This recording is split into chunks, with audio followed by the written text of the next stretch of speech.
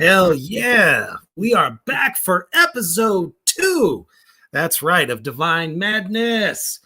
Oh my goodness. It feels like it's been too long since we got to sit down. I even got my good shirt on today, so I don't feel left out. It's the perfect place to do it too, because I don't give a fuck what anybody thinks. You know me, the big bad devil daddy, don't give two fucks.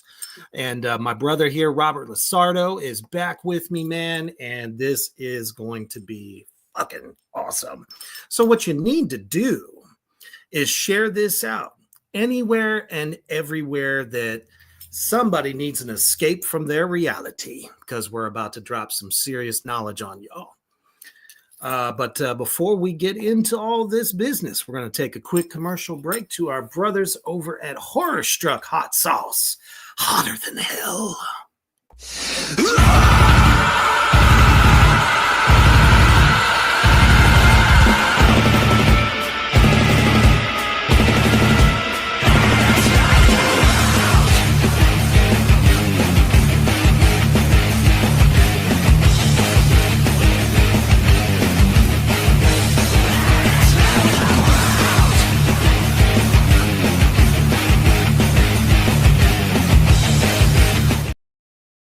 That's right. Get over to horrorstruckhotsauce.com right now and check out all the new tasty flavors. Oh, it's going to be so hot, it's going to scare the hell out of you. I'm always like trying to figure out what the fuck to say about it. Just like, it's horror, it's hot sauce, it's everything you need and you want in your life. Yeah. How you doing tonight, brother? I was going to say something to you. First of all, I'm glad that we can meet like this. Fuck yeah. And also, I never get tired of that intro that you created, man. I dig it. Love it. Thank you. It's like as soon as I heard that song, it's a band that is currently touring with some friends of mine from Salem, Massachusetts. They're known as Mother Iron Horse. They're a really good doom metal band, like a lot of the stuff that you and I have in common as far as music goes. Very Black Sabbath-y, in a lot of ways. And Yes.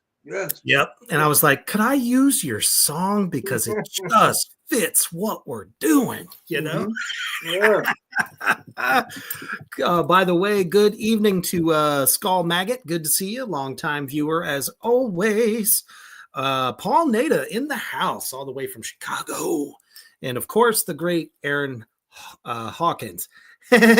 He's like, ooh, that hot sauce looks amazing. Let me tell you, brother, get yourself on over there and try some.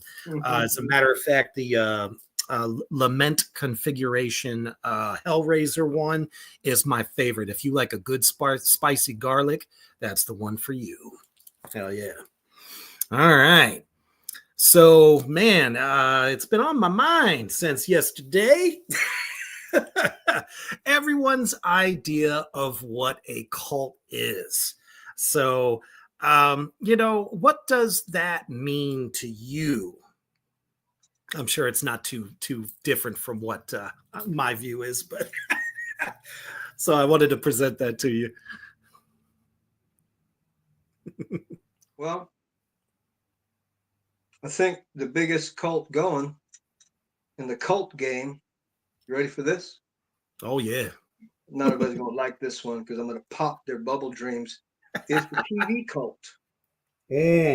Television came, the television game, the television game, the Hollywood cult.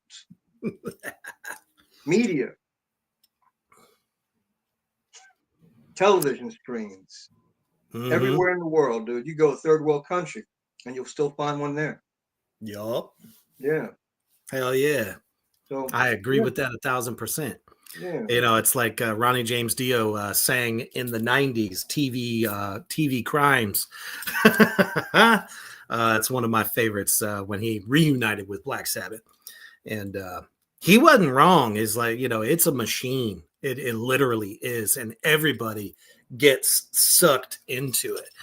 And why do you think it's, this was another thing I was thinking about since last night, how people get sucked into these things. I just think that people today, especially the youth of today, just are dying to be part of something and they don't know where to go. It's almost like the Catholic Church. Well, here's the thing, brother. The Catholic Church, and I agree, but the Catholic Church is an obvious evil, dude. It's obvious. Right. The TV game is a little bit more subtle in the way it manipulates a little bit there. Or I agree with that. Manipulates a lot, but I'm not knocking it completely. I mean, there are things in there that may I don't know, be worth a look-see here and there. Yeah. No, absolutely. We think of like, Jonestown and stuff like that. Hey, Robert Best, what's going on, brother? Another actor in the house. Good to have you. Name, Rob. That's a cool name, Roberto. Right? Roberto. Oh shit. And it was funny. Well, not funny, but because the way we understand it, I think there's just this big falsehood, the way people are constantly looking at the Manson family. And it's even calling it, I mean, yeah, they were like a family in a lot of ways, but it just gives it such a, I don't know, not what I would consider to I think that was a media thing that it got its name that way. I think they came together from all walks of life, and they were just all bonded and very much in a family way, but they were just not a cult to me. What are some of your views on that? Each person in that agreement was of their own family, their own leader, and their own follower. I quote Charlie. Susie's family was her family. Lynette's family was her family. Everybody had their own idea of what the family was. And a little fun fact for you, my brother, too, is that family originally comes from what they called family jams. Mm-hmm. Family jams. When they would sing music and stuff, they called it family jams. The media got a hold of it. Clearly, they did what they did. So, but just for a little fun fact. Much better than the Brady Bunch. Yeah. Yeah, hey, don't knock the Brady Bunch, man. I grew up watching Marsha Brady. I liked Marsha Brady, man. Marsha. I think we could have got her to hang out at the Spawn Ranch with a little bit of suggestion here and there, and maybe not. Sure. We might have had to suggest nothing because it makes it sound nefarious. So we might have just said, "Hey, Marsha, you want to come hang out with us?" She would have looked around and said, "You know what? I'm kind of bored hanging out at this damn house all the time. Right. I'll come jump in the waterfall, get naked, and have some fun." Exactly. And I'm sure a lot of other people would have enjoyed that too. Yeah, man, the whole country. Like the whole country. It's like Velma. Yeah, it's like Velma from the Scooby-Doo cartoon. Everyone's got this huge hard-on for Velma. I'm telling you, preaching to the Marsha choir. was the naughty one of the bunch, I guarantee. Yeah, she was. Hey, yeah, it's good stuff. I grew up watching the Brady Bunch too, so I can't knock it too much. No, it's a story of a lovely lady. Don't get me started. Right. So in that sense, well, okay, let's go back to the TV cult, right? So, Dick, let me check myself, Dick. So, maybe you might agree, maybe not. I think it was just as manipulative then as it is now. Maybe it's more now. But the point being, I think some of the women that spoke about this sort of thing, like Red and Blue, Sandra Good and Lynette Fromm, they were saying that they grew up watching, Have Gun Will Travel, Gunsmoke, all these shows that influenced them, where the good guy would ride in on the horse and kill a bunch of people and then run off with the woman, and that's how they got trained in a particular fundamental belief, right? And she realized that they were witnessing all these murders on television. That was in the good old days of TV. That was even before Brady Bunch. But anyway, my point being is that I watched these shows. I Dream of Jeannie, Bewitched, Oh, yeah. Yeah, man. We all did. Shit. Yeah. Well, so let me anyone that's around our age, Well, but Reaper, let me ask you something. So then, do you feel that shows like that, the Brady Bunch, Bewitched, etc. Do you think I think they were mind controlling? But Dig, dude, do you think I get it. I understand the sexual thing that was going on, Major Nelson having a thing with Jeannie and all that. I get this the subtext of the secret meaning behind, or not so secret. But do you feel there was still an innocence to those shows, man? I think that especially for those shows, they were designed to try to show the rest of America that this was what the, I guess the nuclear family looks like, with just a little bit of, they come from different marriages, because obviously, moving into the 70s, a divorce was a little bit more prevalent at that time. So they wanted to, since times were changing a little bit, to make, people feel better about blended families. And in a way, like we're talking about what our concept of a cult is, and TV was definitely at the forefront of that shit. Yeah. But I think in my opinion, that's what they were trying to do, like trying to show, then they're wholesome, they go to school, they do what they're told. I mean, what does that fucking sound like? Black Flame Universe, come on. Yeah, I hear you. Yeah. There's an aspect of control at play there, no doubt. But I was thinking when you were speaking, I thought of another show, which is maybe a little bit more cutting edge in terms of this, utilizing some of the 60s or 70s flower power trip. You remember the Partridge Family? Oh yeah, that was the name I couldn't get in my head. Dude, they were in a bus. Remind me of something? Hello? Ring a bell? A bus with a bunch of kids playing music, women playing music, singing songs. I don't know. Call me crazy, but did you think maybe they might have borrowed from something and then just kind of like in their minds, we're just going to clean this off a bit and, give you the version give it a wholesome look, as opposed to what, it looked to them. I mean, pop culture, definitely, it's like, life, what is it? No, film, I know what I'm trying to say. Damn it. Art imitating life, is kind of what they did there. I see what you're saying, that connection, because that was such a huge event back then. They kind of, it does influence across the board, but like you said, they clean it off, they give it a different look. But yeah, I think they don't realize just how much old Uncle Charlie influenced everything. Yeah. They give the bus a new paint job because Charlie's bus was black, I believe. Black bus. Yeah. Which I'm sure today's standards, they'd call it a stalker van. Yeah. But some of the lyrics, I love that opening song, dude. Come on, get happy. We got a dream about traveling together. Play our music, something like that. And I thought, that was the thing, man. People wanted to be free in their music, be free in their life, not the conventional construct of the 50s. So yeah, maybe the new wave of television shows was trying to break the paradigm, so that people didn't feel so bad, like what you said about being divorced or separating, and non-traditional type setups, where a man with children and a woman with children, they're both divorced and now they're going to come together and you're forgiven. The church, who cares? Whoever. Right.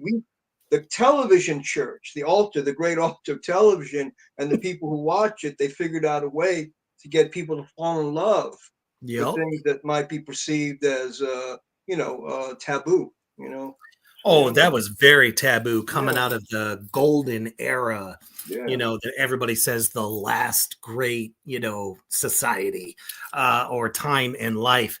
Not to take anything away from that innocence, but there was a lot of, I don't care what anybody tells me, all the old timers always, back in the 50s, it was so, everything was cheap and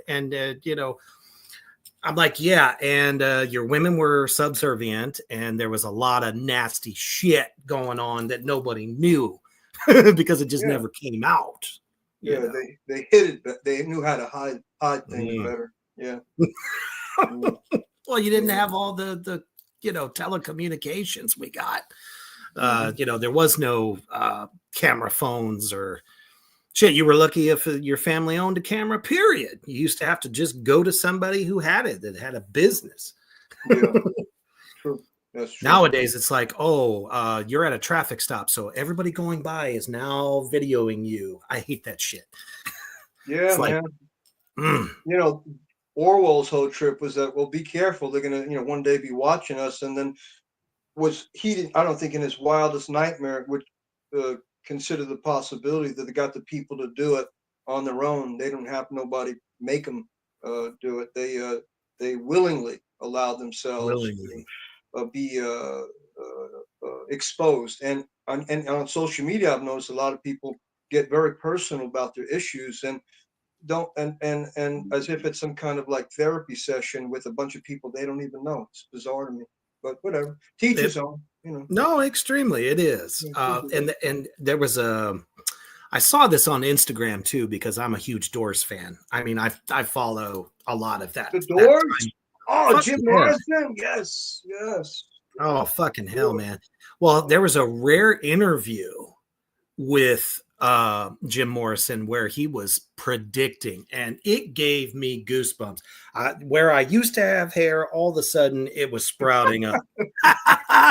I'm sitting here like, oh shit, because I had never seen this one.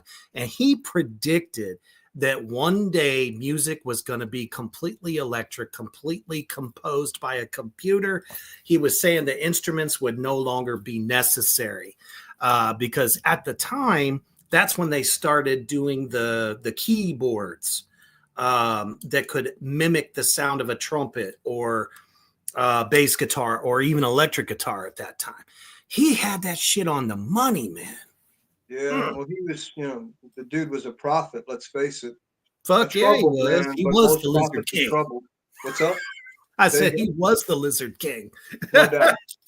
Yeah, he was. Yeah, no doubt. But he saw, right, that they were going to remove the human element from things, the soul from everything, or at least try. It ain't done yet. We're still fighting, right, Reaper? Every fucking day. Yeah, man. But let's get back to your question about cults and how they also, borrow from Bugliosi's whole fairy tale and how they make derivative movies that they think they're doing something new and improved or something cutting edge when all it's just the same old damn rerun. Very much so. So you want to talk about that, or you want to? How do you feel, man? Talk to me. Oh, we actually have a question.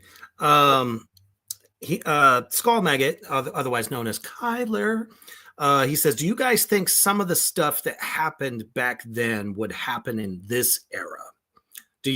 So in other words, he's asking, do you think like there would be this wonderful, shaman prophet that could come about in today's society and try to help free people's minds? Is that what he asked? Yep. What do you think? You answer that first, and let me meditate on it for a moment. What do you think? Absolutely. Kyler, in my opinion, I don't think, well, if we're talking about the murder aspect, there's murder every day. There's murder everywhere. There's no such thing as,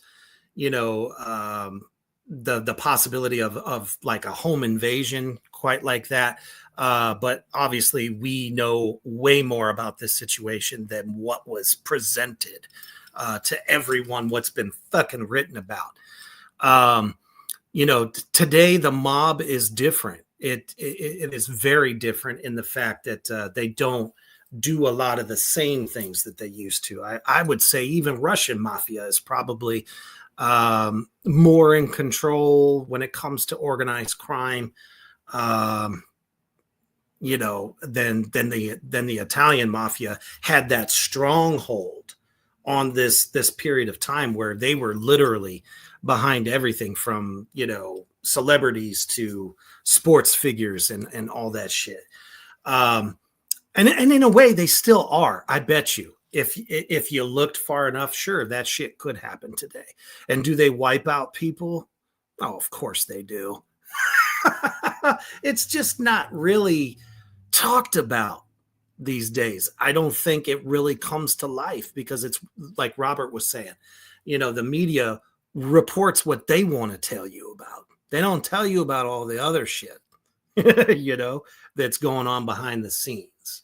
So, but as far as a prolific being like Charlie, I mean, in a way, he's like one in a million. But I think in today's world, people like myself, I call us the free thinkers. That's what they used to call us back in 1800s, 1700s. Those that are spiritually open, our third eyes are not blind. We know what it means to truly be free and how you can start to get yourself to be more open. But I don't know. Charlie's kind of one in the million. I don't think it could be one person, but you never know. It's whoever is willing to break those chains down and be in public. But why be in public? That's not being free. What does that get us? Nothing. Well, I don't know. It depends on who you talk to, I guess. A lot of people want to be visible. For a whole assortment of reasons. But right. Let me take a run at this. The first thing that occurred to me that if we remove the Charlie Manson variable and just focus on the depravity and the degradation of humanity and in circumstances of wealth and power that appear to be the Holy Land to those who worship these types of people. When you look back at the timeline of Roman Polanski and all the movie stars that were hanging out at the house before the murders took place, there was this, as is now, a kind of like idol worship. The difference is that now, in today's world, in terms of the sexual deviance, the drugs, and all the other vices that people play with, that in those kind of circles of power, because they're so bored, I think maybe with their lives, and they just, like the devil. What is the devil? To me, the definition of the devil is an insatiable appetite. Yes, sir. So if you look at Diddy and what happened with that, he seems to be the Polanski of the modern time, that he didn't have someone like Robert Evans or Sidney Korshak to basically bury all that stuff that Roman Polanski, the Roman circus, was occurring up at Cielo Drive. So, and I think maybe some of the power that was a part of that agreement with Diddy decided to offer him up as a sacrifice, so everybody would focus on him and maybe try to get away from some of the more the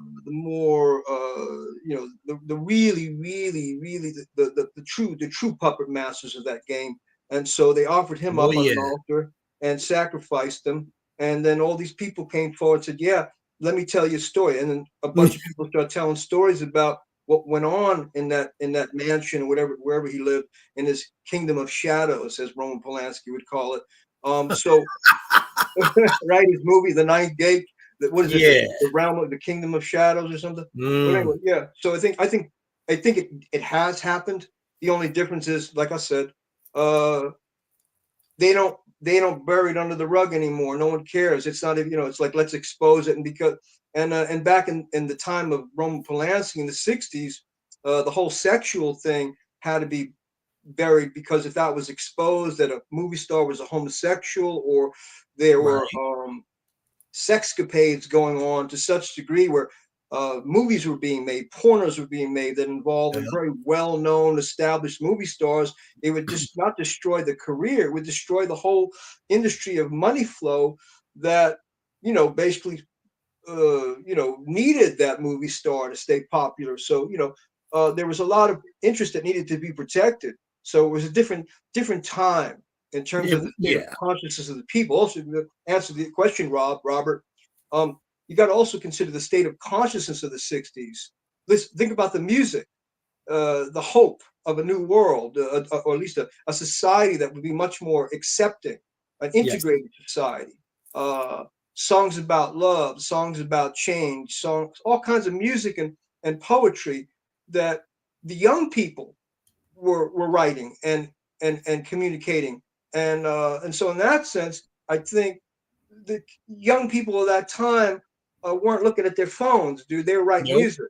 They were They were protesting really using their outside. brains. Yeah, man. So I think it was just a whole other trip back then in terms of the awareness and what young people were hungry for, even with the drug experimentation, to raise their state of awareness, to go into nirvana, to find ways of seeing reality that would challenge the conventional construct paradigm.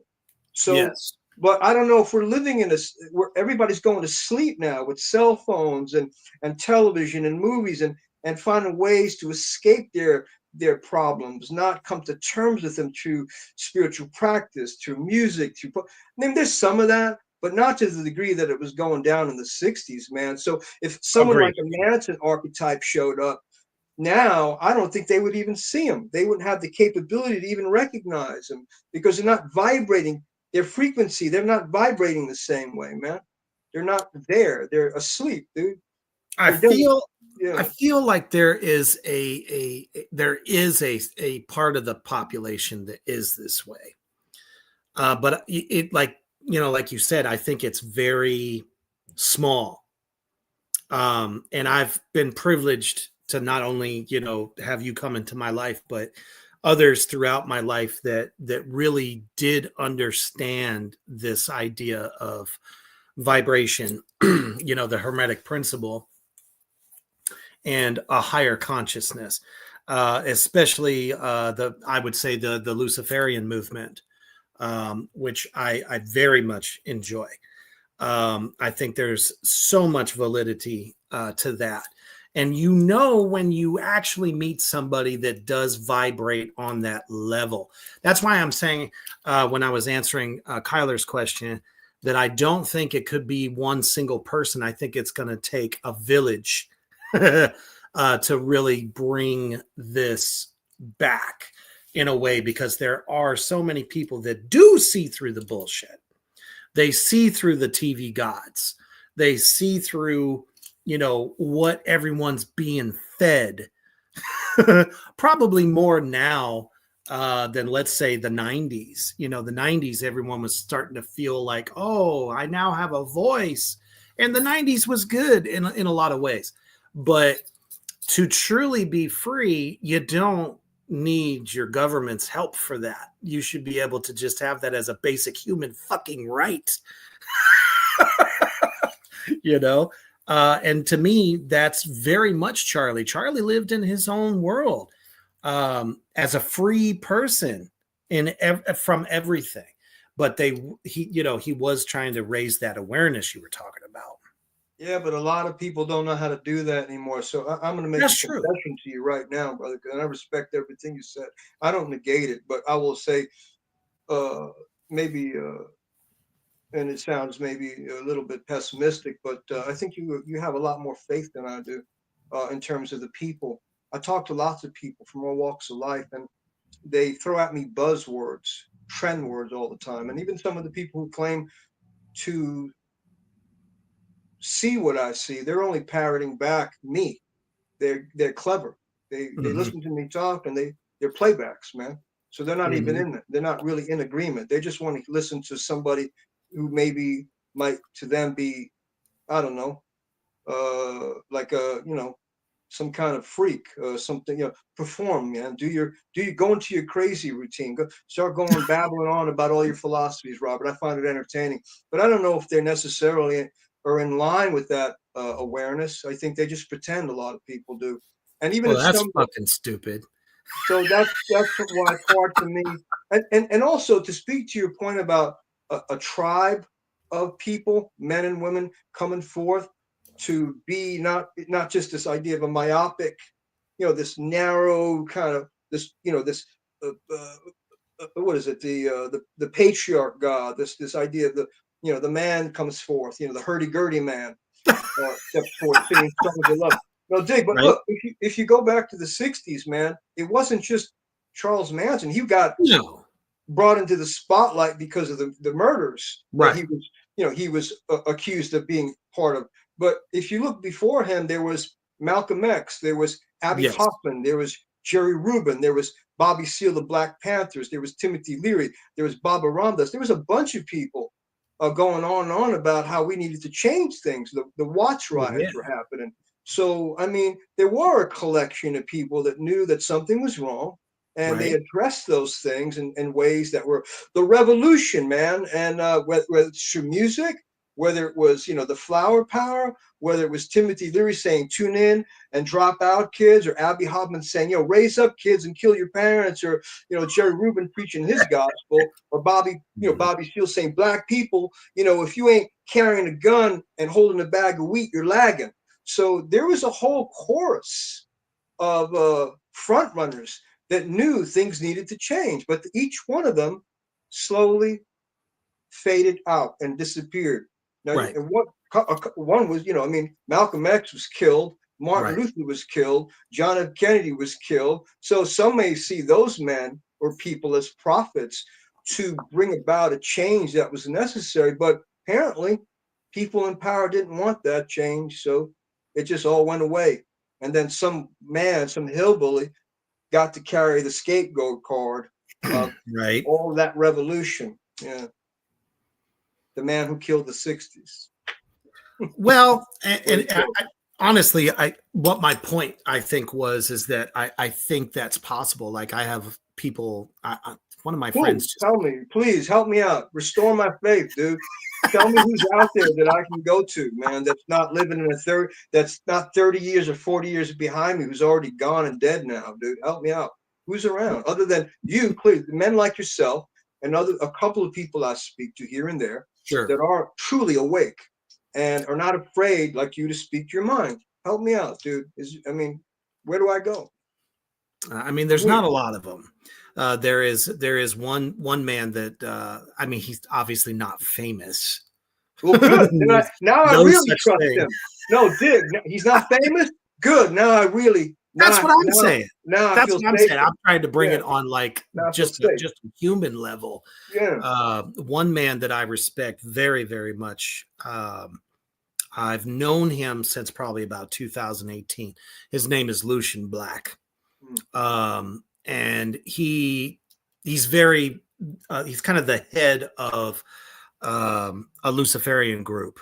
And we've had so many conversations because obviously I kind of subscribe to a lot of the principles of that because I am kind of a multi-spiritualist. I take from so many different cultures and ways of thinking because I feel in a way, and I've tried to tell a lot of people this over time, they think I'm fucking crazy, but that's because, Christianity has narrowed so many people's views on how to receive or transmute into something more, something that is higher energy and all that stuff.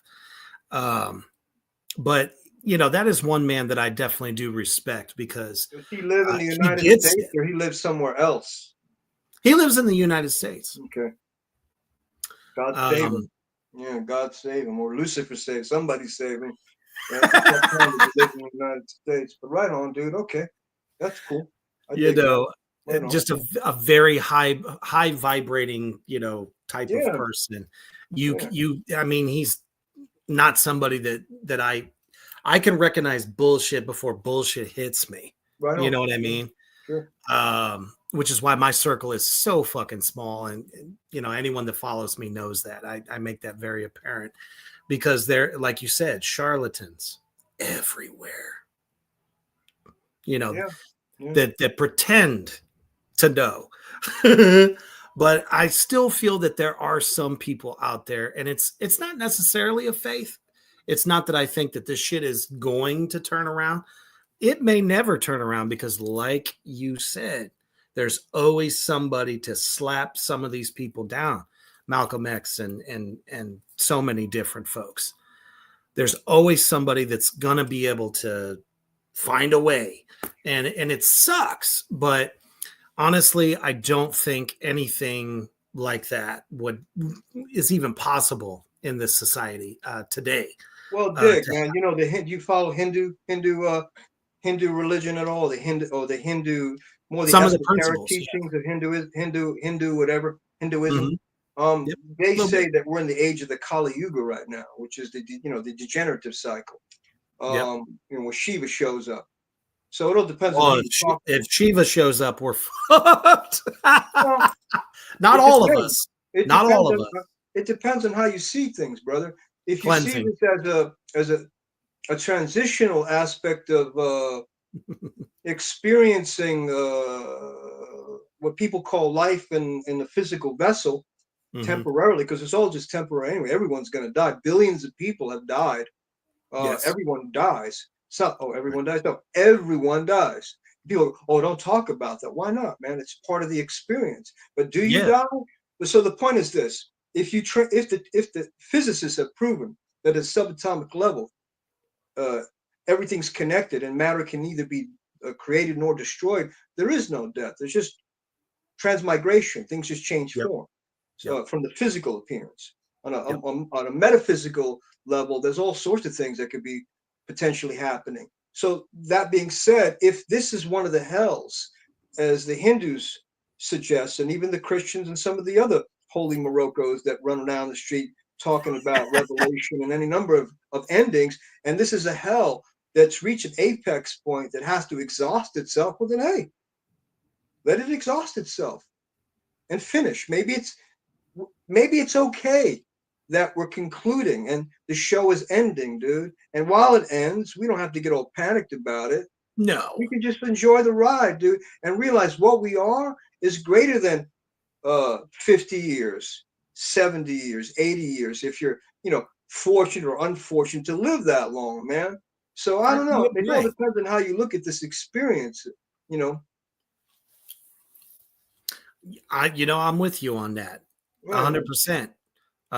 One thing I've always held to myself is, the idea of, what you do today, day after day, you gotta live. You only get one life. This is it, and no matter what your situation.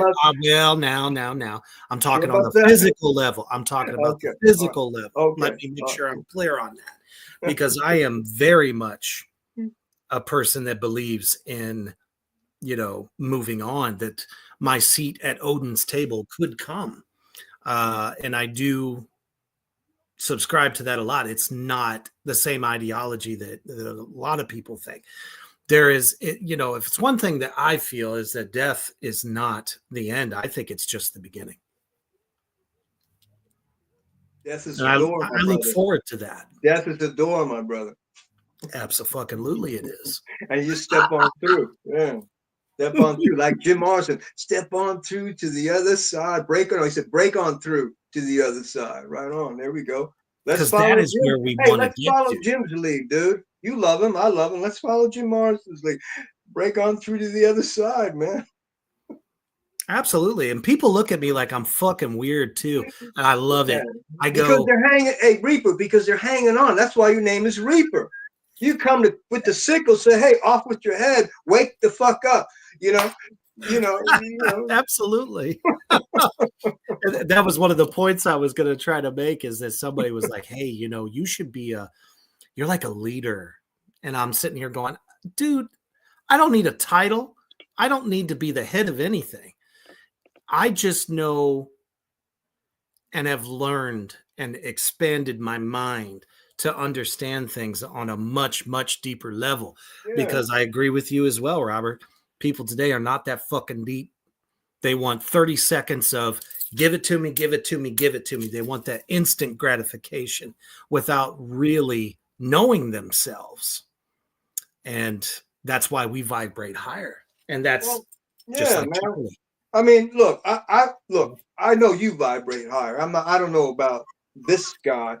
I have days. No, listen, I have days where I get lucky and I stumble into some high frequency. I don't know if this guy has anything to do with that, or I've just been given some grace by something greater than myself, and all that stuff. So we'll see. But yeah, man, it's cool. But listen, since you mentioned that a lot of people, et cetera, let's talk about a lot of people. Do you want to go to continue to focus on this cult phenomenon why it manifests in a redundancy, a predictable storytelling, etc. And why is there not anybody writing stuff that suggests intelligence within this idea of not a cult, but an agreement in a circle of awareness that communicates things that would be perceived as a cult by the outside observer? Goes, oh, wait a minute.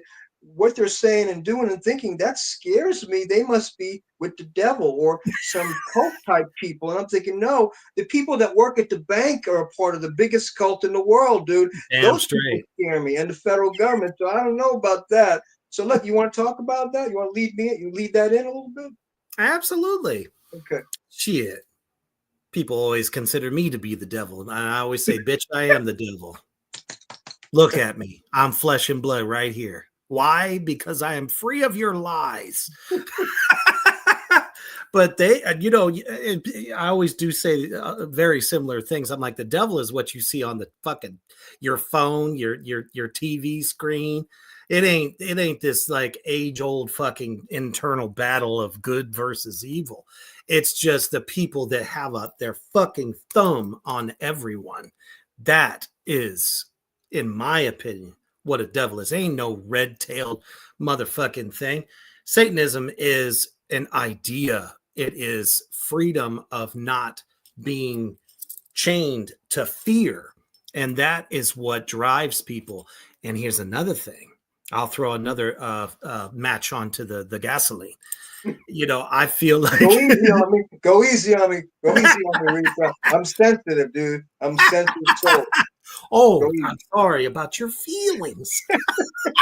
I feel it, man. I love it. It's, Go ahead. Come on. No. And what I was going to say is, and it's one of the things that the great Anton LaVey said too, is that people are drawn to what fears them.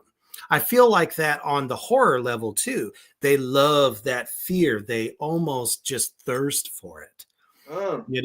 In a way. So when the idea of the word cult comes into play, like you said, they feel a sense of fear, like this is, we got to stay away from that. But secretly they're like, but I want to know.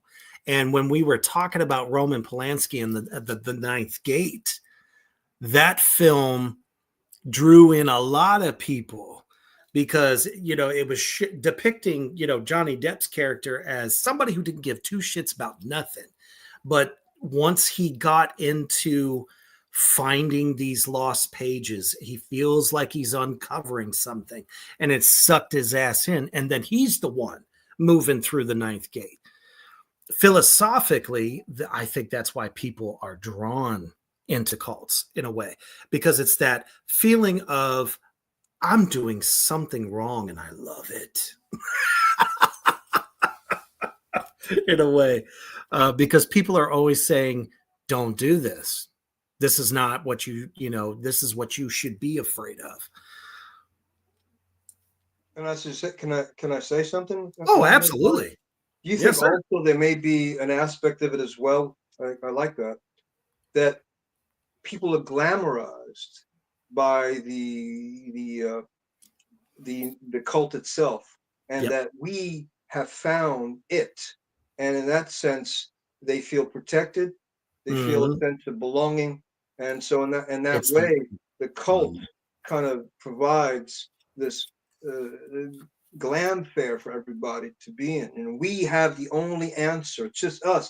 And here's what's curious to me is that there's a lot of organizations or cults or whatever you want to call them that claim the same thing. But we have the only truth. We have the only answer. And we are glamorized and raised up by our knowledge. And all these poor people who don't know what we know, and these poor other people who don't know we know, well, we'll pray for them, or we'll do whatever we have to do for them.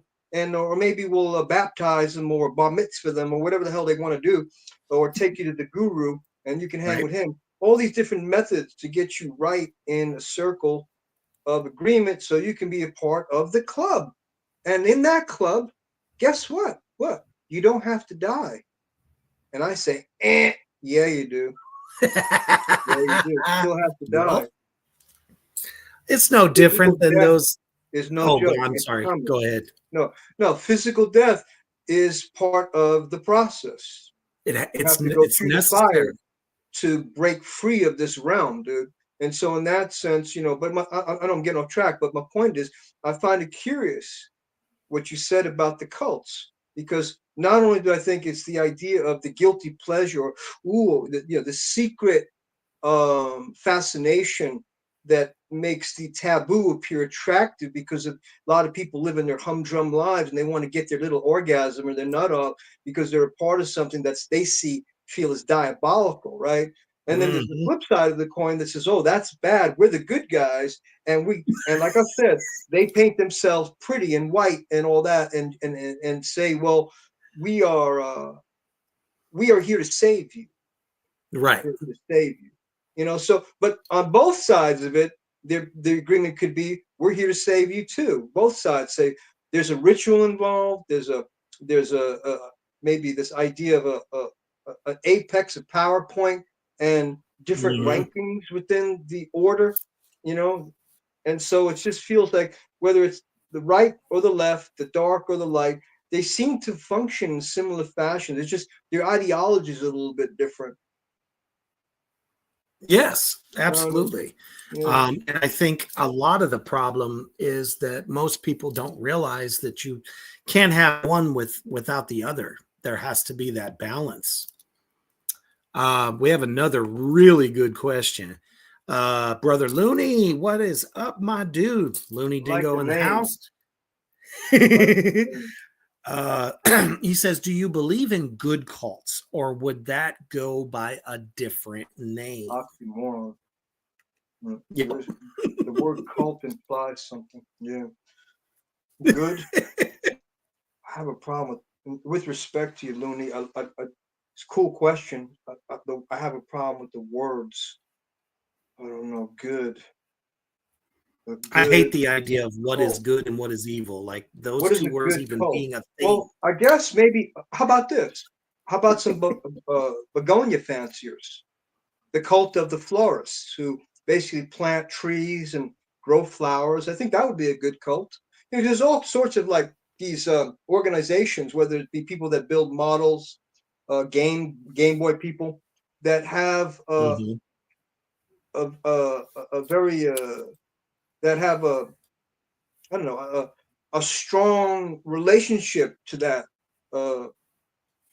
that thing that they all share, and it brings them together, and they have fun, and so in that sense, maybe if it's benign in terms of that, it is not hurting anybody to plant a tree, grow some flowers, play games on a what do they call it, a tablet or whatever, or make models. Yeah, those things. Yeah, I mean, there's all sorts of hobbyist groups, right? Hobbyist groups is the word. Hobbyist groups that do stuff that's more in a creative line, that is about building, not tearing down the human experience. So I would say, Looney, yes, I think a good cult would be in the realm of the hobbyist organizations, but they're called hobbies, not cults. I would just change the word from cult to hobby. I don't know. What do you think? Absolutely. Looney? How do you feel about that? He actually went to move on to another point. Oh, okay.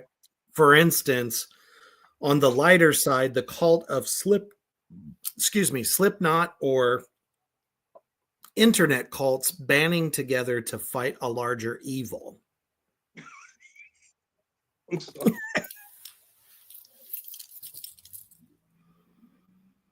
That's like, I'm sorry. You know what occurs to me? A metaphor that was told to me by some dude who said something to me a long time ago when I was a little boy. He said, it's like the police, the internet going, getting together to go.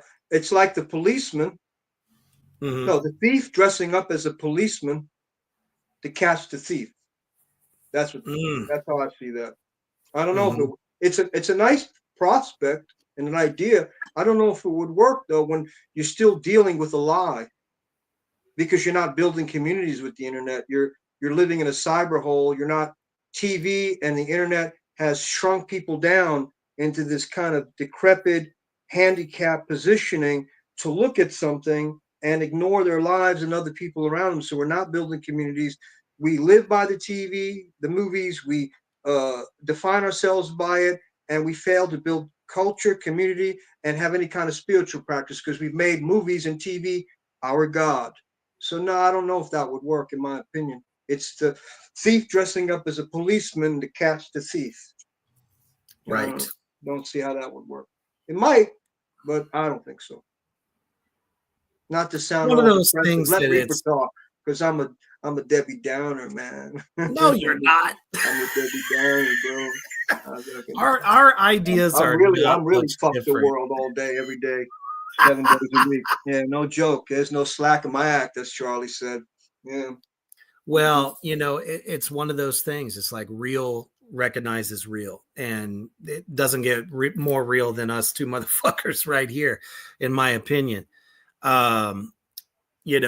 This. I'm just not trying to disrespect anybody to ask questions, dude. Not at all. If I don't want to give some cookie cutter answer, man. No, and it shouldn't.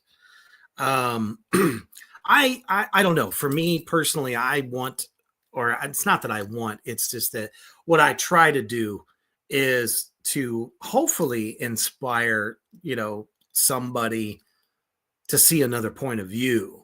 And I feel like that's kind of like what we do. We do inspire people to think because, internet has ruined. Let's talk about Tom O'Neill's book, Chaos. Let's do that. Let's do that. No, we don't have to. Because a lot of people watching that Netflix show and taking it serious. And I was going to bring that up.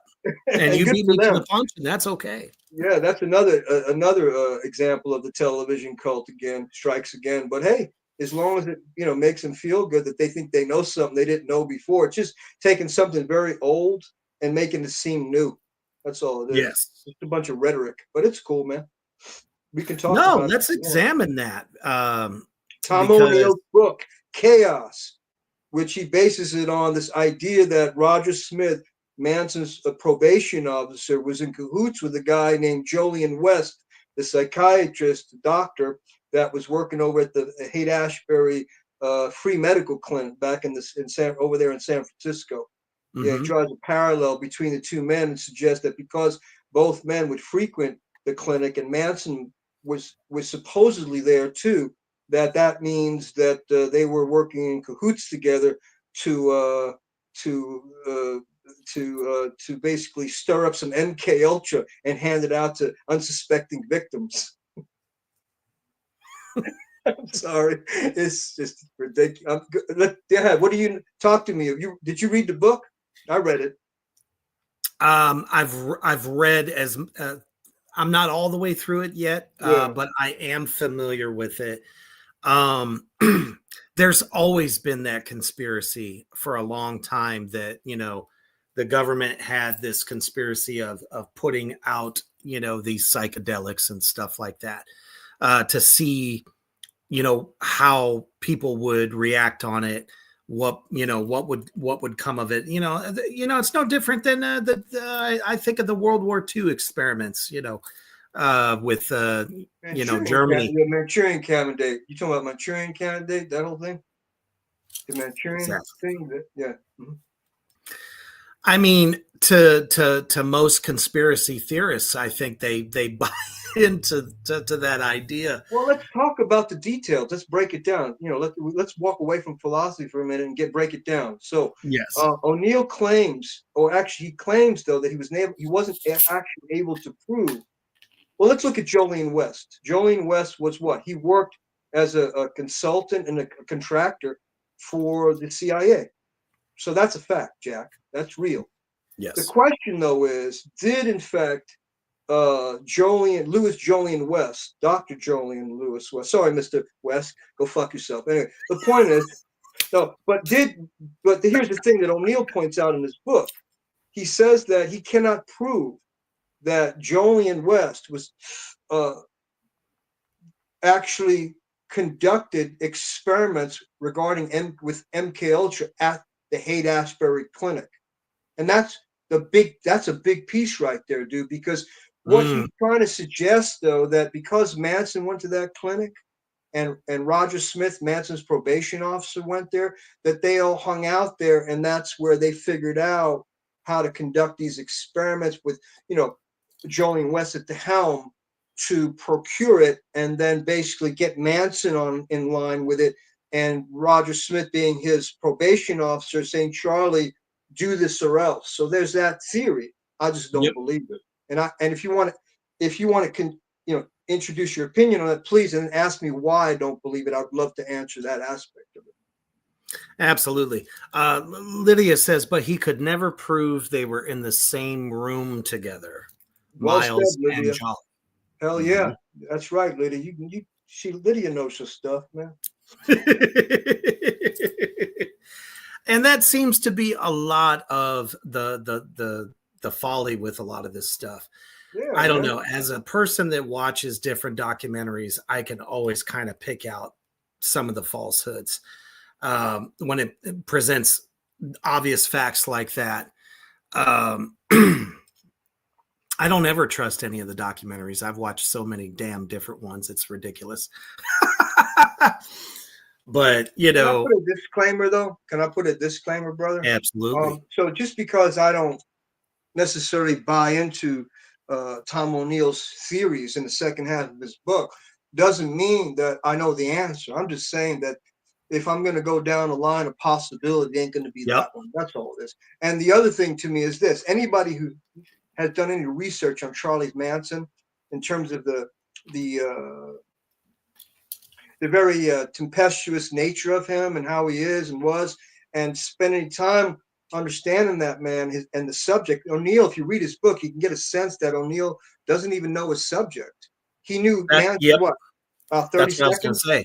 Yeah, so I'm just saying, I don't even think he understood his subject. But the other thing I think is also important to point out, though, maybe, is that if you buy into O'Neill's book, right, that the CIA, let's go to the side of people who say, Robert and Reaper, shut up. You don't know what you're talking about. MK Ultra, Jolene West is correct. He did. I mean, Tom O'Neill's correct.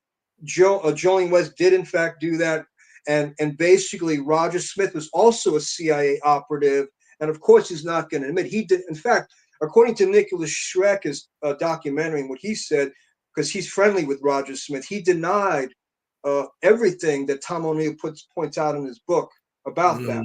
But people would say, yeah, but that's because he was a CIA operative. Why would he admit something like? So the argument suggests that because Roger Smith, the probation officer Manson, worked in collusion with Jolene West, nobody's going to come forth and tell the truth. They're going to lie.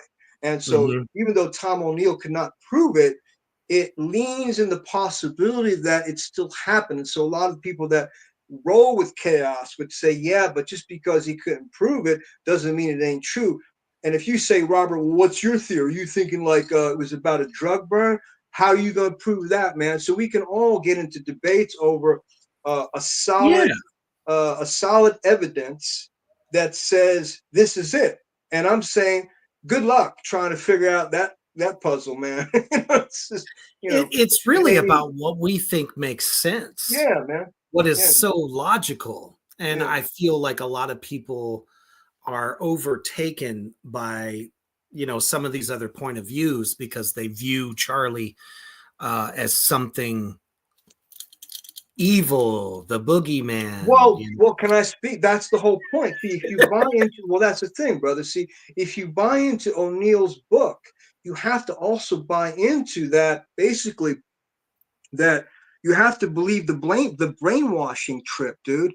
You got to get in line with the whole brainwashing. So whether it was the CIA and Roger Smith and Jolene West that brainwashed Manson, and then he brainwashed all these young people to go out and kill for him, it still runs in it still stays in the party line, on the party line of, well, it was all about, manipulating people's minds, man. Right. And I don't, especially when you throw drugs into the mix.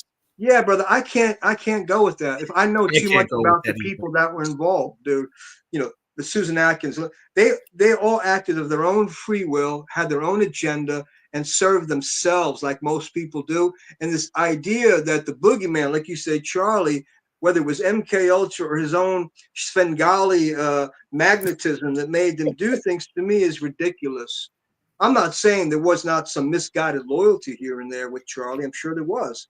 And I'm not yeah, I mean, he either. wasn't a choir boy. No, dude, no.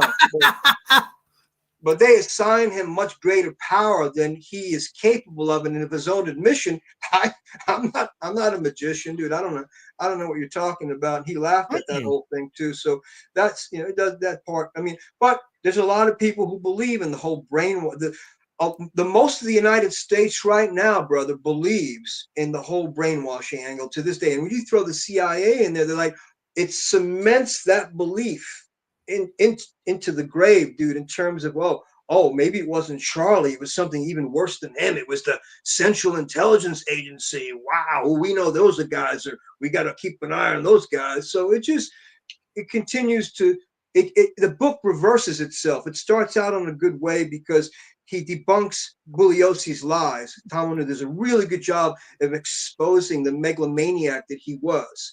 But what he does is he comes back around at the end of his book, inconclusive about MK Ultra, in terms of being able to prove that that they did that at that Haight-Ashbury clinic, and then he basically makes Manson a brainwashing guru all over again. And so it's like, which is it, dude? Like, you discount Bugliosi's whole theory of helter skelter and his influence over these poor people, but yet you're saying that he still did it in the end.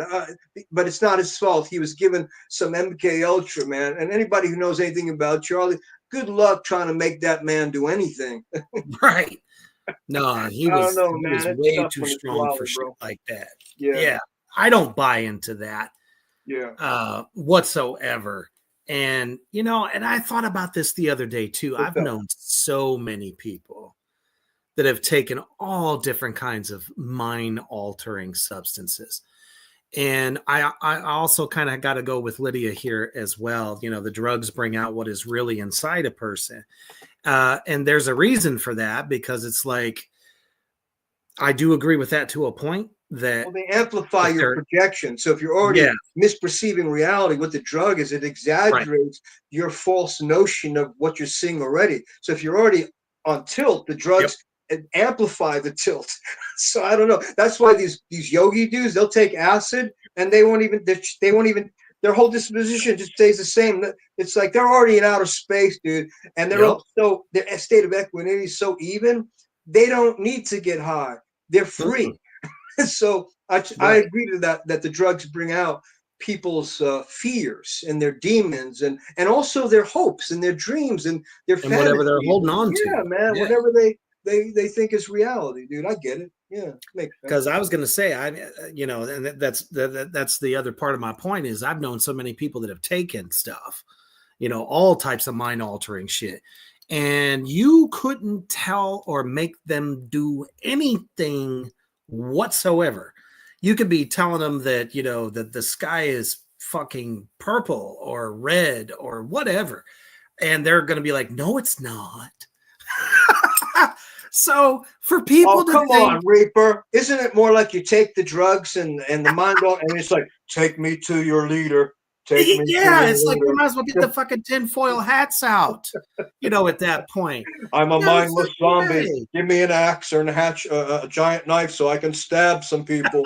That's the perfect. I don't know, man. I mean, if you got that in you to do that, then those drugs might bring it out in you.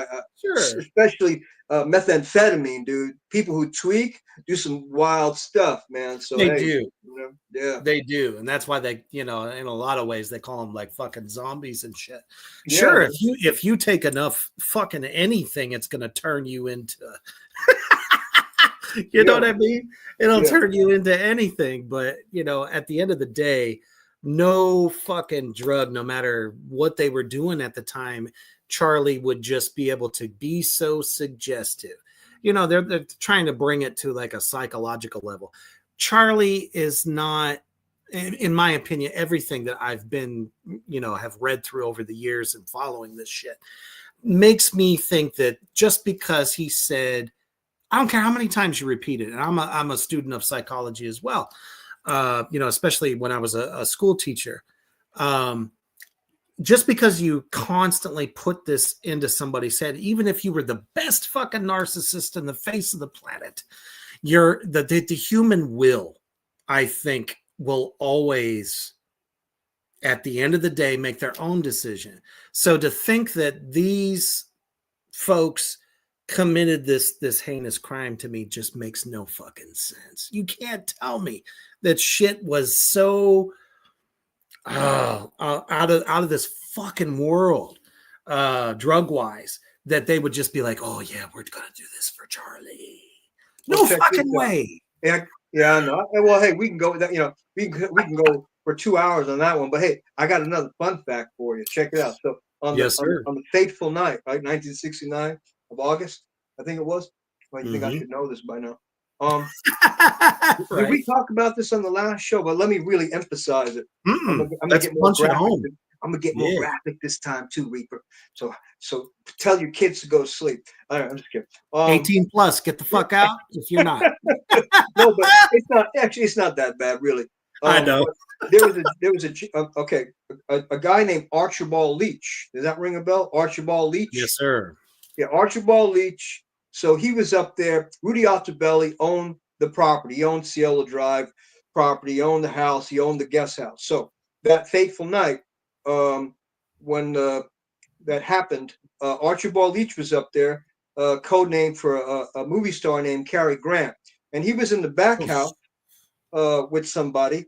Probably one of the few people. The William. I don't forget the guy who survived that night. But anyway, Rudy Altobelli. Basically, what he did was he was running. He was like a pimp in a way. He was getting, he'd get movie stars, some young men to meet up, and they'd meet up at that house, that guest house. And so that night, Archibald Leach, Cary Grant was up there with some young guy, and they were getting it on, and they heard the screams, man. And then Archibald Leach ran out of the house.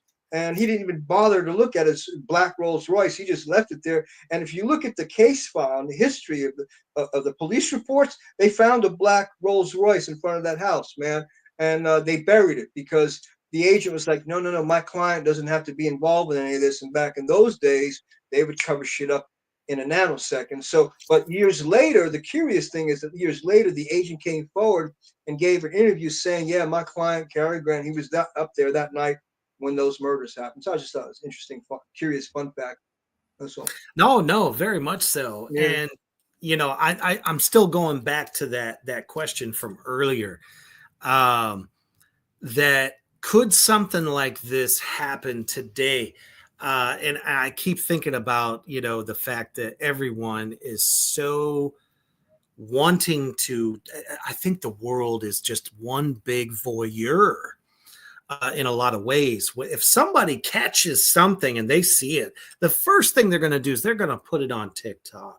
They're going to fucking go to Facebook and start going live and try to catch all of this because, like, as you just said, back then there was no fucking way other than if somebody saw it with their eyes, they have no other proof other than I said that I saw this. You know what I mean? They don't have any ironclad proof. And, so that's what you had to go off of. And I do believe, that was there. I mean, this whole thing was just one big cover up to absolutely exonerate the nasty shit that was going on underneath and make Charlie the motherfucking scapegoat. Yeah, that's definitely a huge piece of it, man. That's a big. I don't like that word huge. It's a big piece of it. Yes, I couldn't agree with you more, Reaper. But let's play again, devil's advocate to the people that say, "Fuck these guys. They don't know what they're talking about." They're definitely, what that's okay. People can say that to me all day long, and I don't give two shits. Yeah, that's cool, man. I just like to play devil's advocate for my enemy. Exactly. Yes. I love to know it's like, tell me anything. I always love to know a little bit about my adversary. So I just, entertain the idea of my adversary, and that they would look at it like, well, no, that's not reality. The reality is Manson was a narcissist scumbag, and he basically convince these people to do terrible things. And so no, I don't agree with that at all. It's very convenient for you guys to find ways to navigate around the fact that this was a very conniving, self-centered, maniacal, tempestuous man who was, even though he had some philosophies that may have been intriguing, does not make him, Gandhi. So No, I'll look at that and go, okay, mastermind. but I will say this. I will say this. Bullshit. I will say Manson was a prophet. He was a fucking prophet. Just like Minister Farrakhan was a prophet for a lot of the black people that didn't like what was going on in the 1950s or 60s United States, and how Malcolm X and a bunch of other people that were radical in their thinking upset the balance in what they communicated. Now, was some of what they said unreasonable and outlandish and a little bit and maybe a bit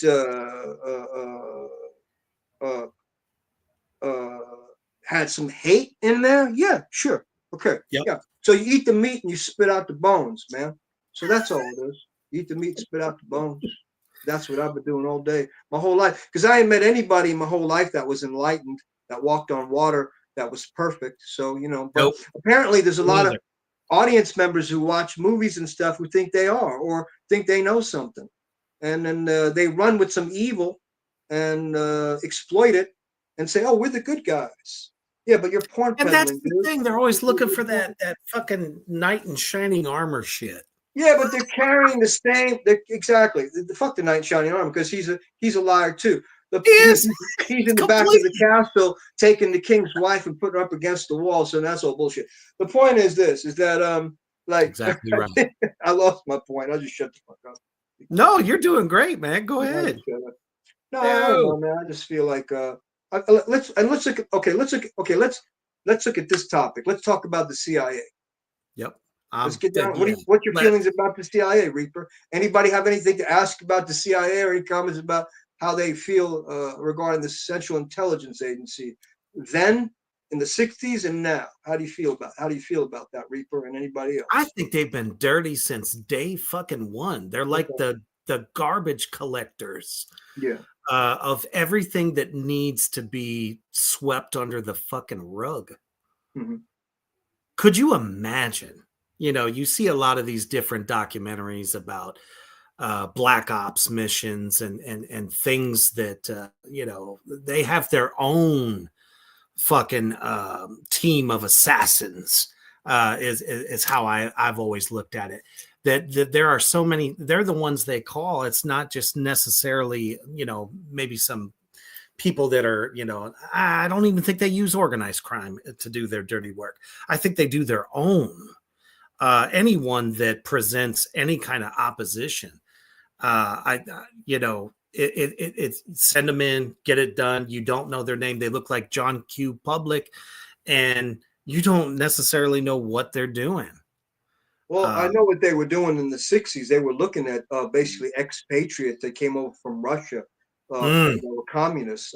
That's why this guy, Jerzy Kaczynski, Wojtek Fikowski, Roman Polanski's friend, if anybody was being looked at, it wasn't Manson. I would think it would be the expatriates that threatened America's notion of democracy and a free world. And so that was, I feel, a much more believable narrative in terms of what the CIA may have been up to during the 60s and who they had on their short list to keep careful eye on. I think Wojtek Fikowski and Jerzy Kaczynski and a few of the other ones that Roman was associating with were being looked at by CIA because they were expatriates. They were, the idea, you come from you come from like a Iron Curtain country, you could be suspected of being a double agent or a fucking a defector, man. So why not look at these people, especially from the point of view, if you're CIA, they'd be go, yeah, these are people points of interest. They would look at that. I don't see how they would look at some hillbilly who's hanging out at the Spawn Ranch, getting high and having sex with a bunch of women. How does that go into the category of something of person of interest? That doesn't make any. That's another thing that doesn't. Not like he can move fucking mountains, Yeah, I don't know. It's just. And it got even worse in the 80s, man. That was the one thing that across America, in fucking schools and shit. Oh, the What Russians. regard, man? Oh, Tell the me how. Russians.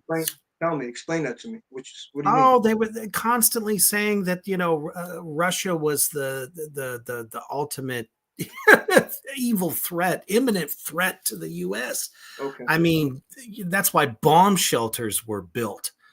They always talk about the Cold War and stuff like that.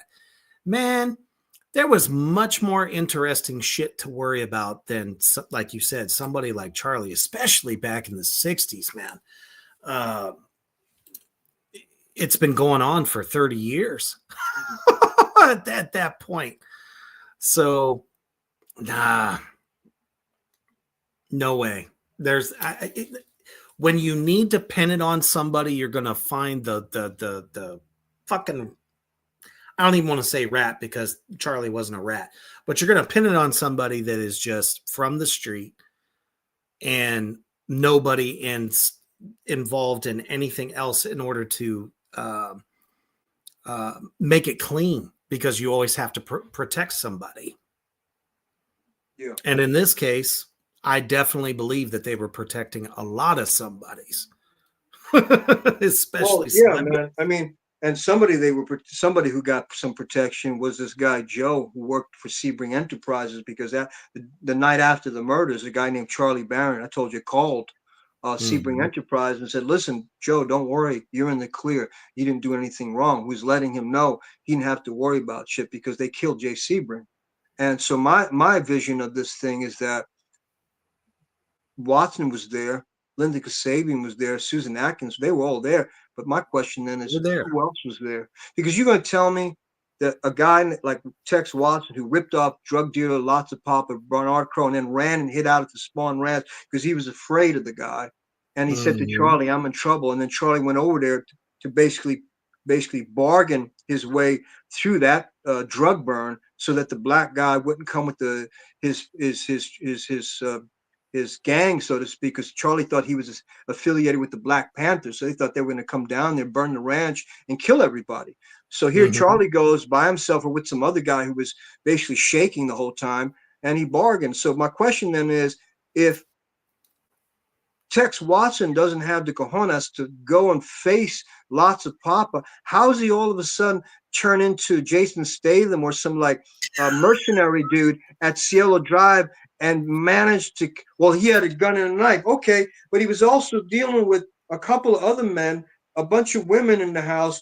Even if he got popped around and stabbed somebody, you're going to tell me that no one was able to subdue him and hit him over the head? He was able to wipe out everybody in the house. There's no way.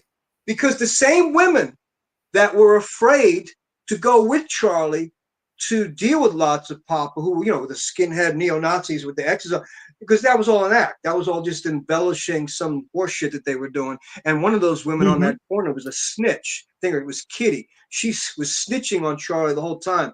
The point is, though, man, is like, damn, how did all of a sudden these people become masters in execution? How did all of a sudden they know how to, because Robert, shut up. Okay. Well, you got to remember something. What's that, sir? Well, you got Tex Watson was doing a lot of speed that night. They were on some heavy. What does that fucking matter? Exactly, man. They're the ones that usually fuck themselves up. Yeah, you could be on all kinds of speed, and check it out. Maybe they say Wojtek was sleeping when they kicked in that door, or the door was open, right? So even if let's just say they got into an argument, right? And Watson started arguing with Jay Sebring, and he stabbed him and then shot him. Maybe stabbed him and then held the gun and said, "Give us our MDMA," because that's what they were there for. Why would they kill them before they probably were arguing first. So who's to say, man? How is it that it's so, the theater of death is so well orchestrated, which leads me to my point, which, I don't know, maybe hired killers that work for some organized crime, Murder Incorporated type shit that said, "Hey, Tex, all you guys, here's the deal. You're here to do cleanup, okay? And I'm going to put a gun to your fucking head, motherfucker, and you're going to do it." So it's kind of like, I feel like that part no one's ever going to know about. I don't even know. I could just be hallucinating. It's my MK Ultra. This is Rob Luzardo's MK Ultra right here. I feel like these gangsters were there too, because Charlie even said in an interview, said to Nicholas Schreck, he said, listen, there's a lot of things that happen in that house that you guys will never know about. And he also said, and one of the people that were there said that there were some individuals, they came to the house. Who's they? And whoever they were came before. It's documented that Tex Watson and Linda Kasabian showed up. So who are these people already at the house, man? You know what I mean? Are they setting the stage for what's going to happen? And then fucking, what's his name? Tex Watson and Linda Kasabian fucking stumbled upon a fucking, stumbled into a fucking minefield, dude. Like, oh shit, come on in here now. Okay, you're here now. Okay, yeah, but he owes us money. We don't care that he owes you money. He stepped on a lot of fucking people's toes, and you're last in line. So you either help or get fucked. Okay.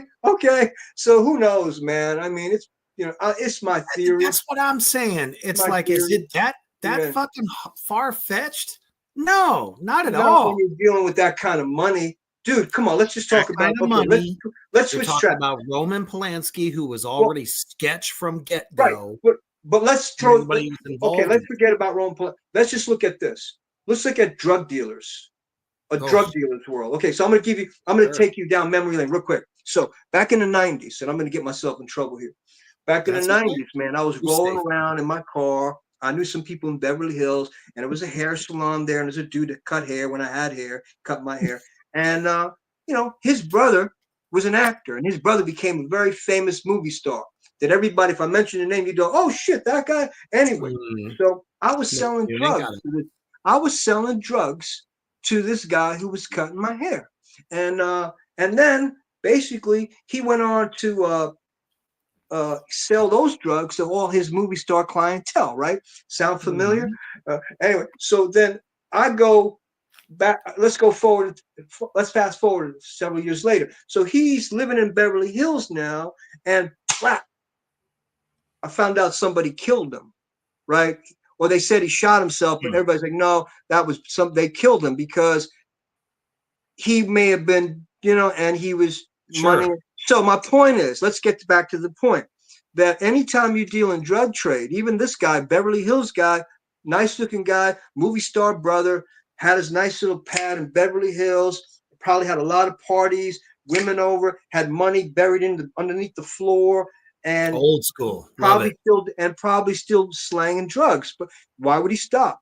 Or dealing drugs? So sure, if you're protected, absolutely. When you get involved in independent drug trade, dude, sooner or later somebody's coming for your ass. If you step on somebody's toes in that trade, they will kill you. So let's forget about my history. Let's go to that history and look at what Jay Sebring and Wojtek Frykowski were doing.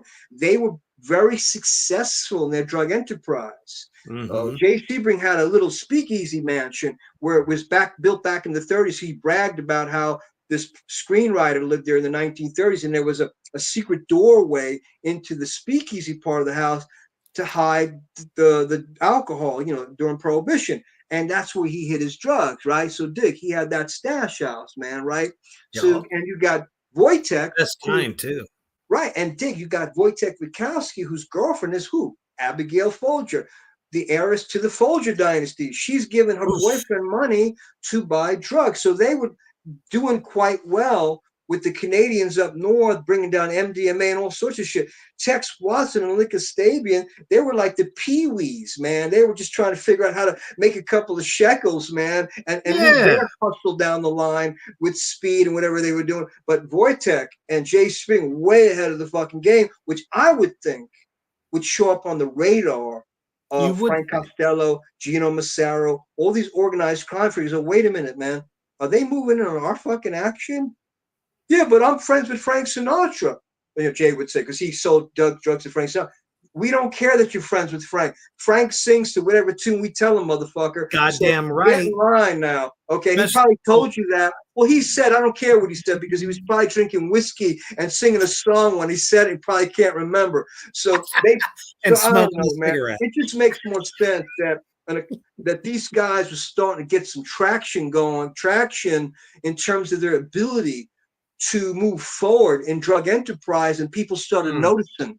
And the people that noticed I think, are part of and killed them, along with some other convenient front faces, crazy looking hippies and crazy looking chick. You know what I'm saying? Right. Who knows? That's could be wrong. I don't know. I mean, that's the same theory that I theorize, because it is not far-fetched to think that when they showed up, that those motherfuckers were already taken out. Yeah, I know. Quickly. And they showed up at the wrong place at the wrong time, considering the connections to them. Yeah. They're thinking, well, we're going to try to reason with them. We're going to try to, make this thing go away. No one in the Manson family was that fucking important, especially as far as the drug trade is concerned, because like you said, they're nothing more than a 16, 17-year-old high school, I'm selling you a nickel bag kind of person. You know what I mean? Well, Linda Kasabian was a drug dealer before she met Manson. She stole $5,000 from her husband to buy drugs with Tex Watson to move into that whole, agreement to buy and sell drugs to make money. So she was no innocent in terms of her being a practitioner of drug dealing. She knew about that, and so did Tex Watson. He was burning drug deals until he burned the wrong one, which was Lots of Papa. So Oh yeah, you have a very short lifespan at that. Yeah, but let's cut to the quick. Let's shift quick because people are gonna get bored. So Dick, let's cut to this. Bored. Oh, Mr. Luzardo then answer me this. Yes. Well, explain the Lino LaBianca. Was that a drug burn gone bad? Huh? Tell me, Mr. Clever Guy. Explain that to me. I can't. All I can say is this: that a couple of things occur to me. Because that's a very muddy kind of scenario that a lot of people can't seem to get their mind around. But I know this much is that Lino LaBianca was a gambler, degenerate gambler. His family will deny that, but he was. And he was in line with the mob and owed them money. Charlie went to that house. He tied them up and left. He got the money he needed to pay back the Straight Satans. He owed them money. Because let's not forget about them. Well, Vince, what's his name? Gary Himmons sold that bad mescaline to the Straight Satans, and they wanted their money back. So and that's why Bobby Bussolay killed Gary Himmons, because they wanted the money back, and and Gary Himmons wouldn't give it up.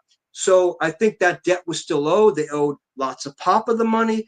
They owed the Straight Satans. So I think Charlie was trying to find ways to get money to pay back to people that he owed, and it wasn't his deal. Like, he was kind of in a way caught in the crossfire of some shit that Tex Watson caused with Lots of Papa, and the whole real cancer with the Straight Satans, man. Like, you know what I mean?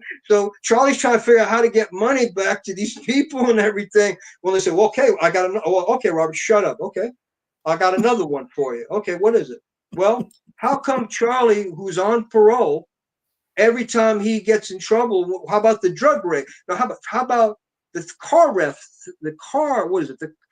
car theft ring, right? How come when that SWAT team came down onto Spawn Ranch and locked all those people up because they found all these cars that were stolen, why all of a sudden the next day is Charlie Manson out of jail?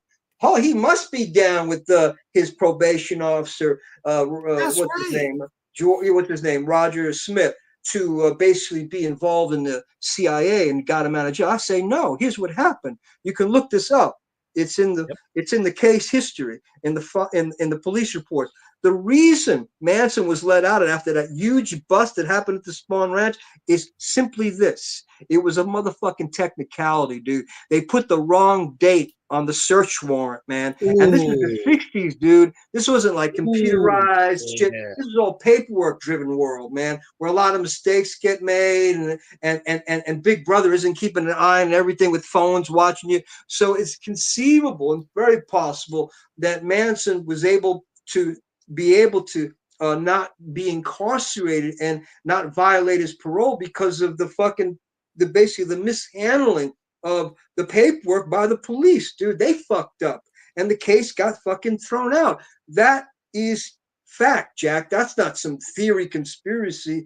That actually happened. Well, people say, oh, no. I bet Roger Smith, as a probation officer, told the police, come here, let's doctor this search warrant to make it look like you guys fucked up. And then my client, because we're doing deals with the CIA, and she said, oh yeah, you're doing deals with the CIA? No problem. Yeah, we'll doctor this report to get your client off and get him out of jail. Yeah, that makes a lot of sense.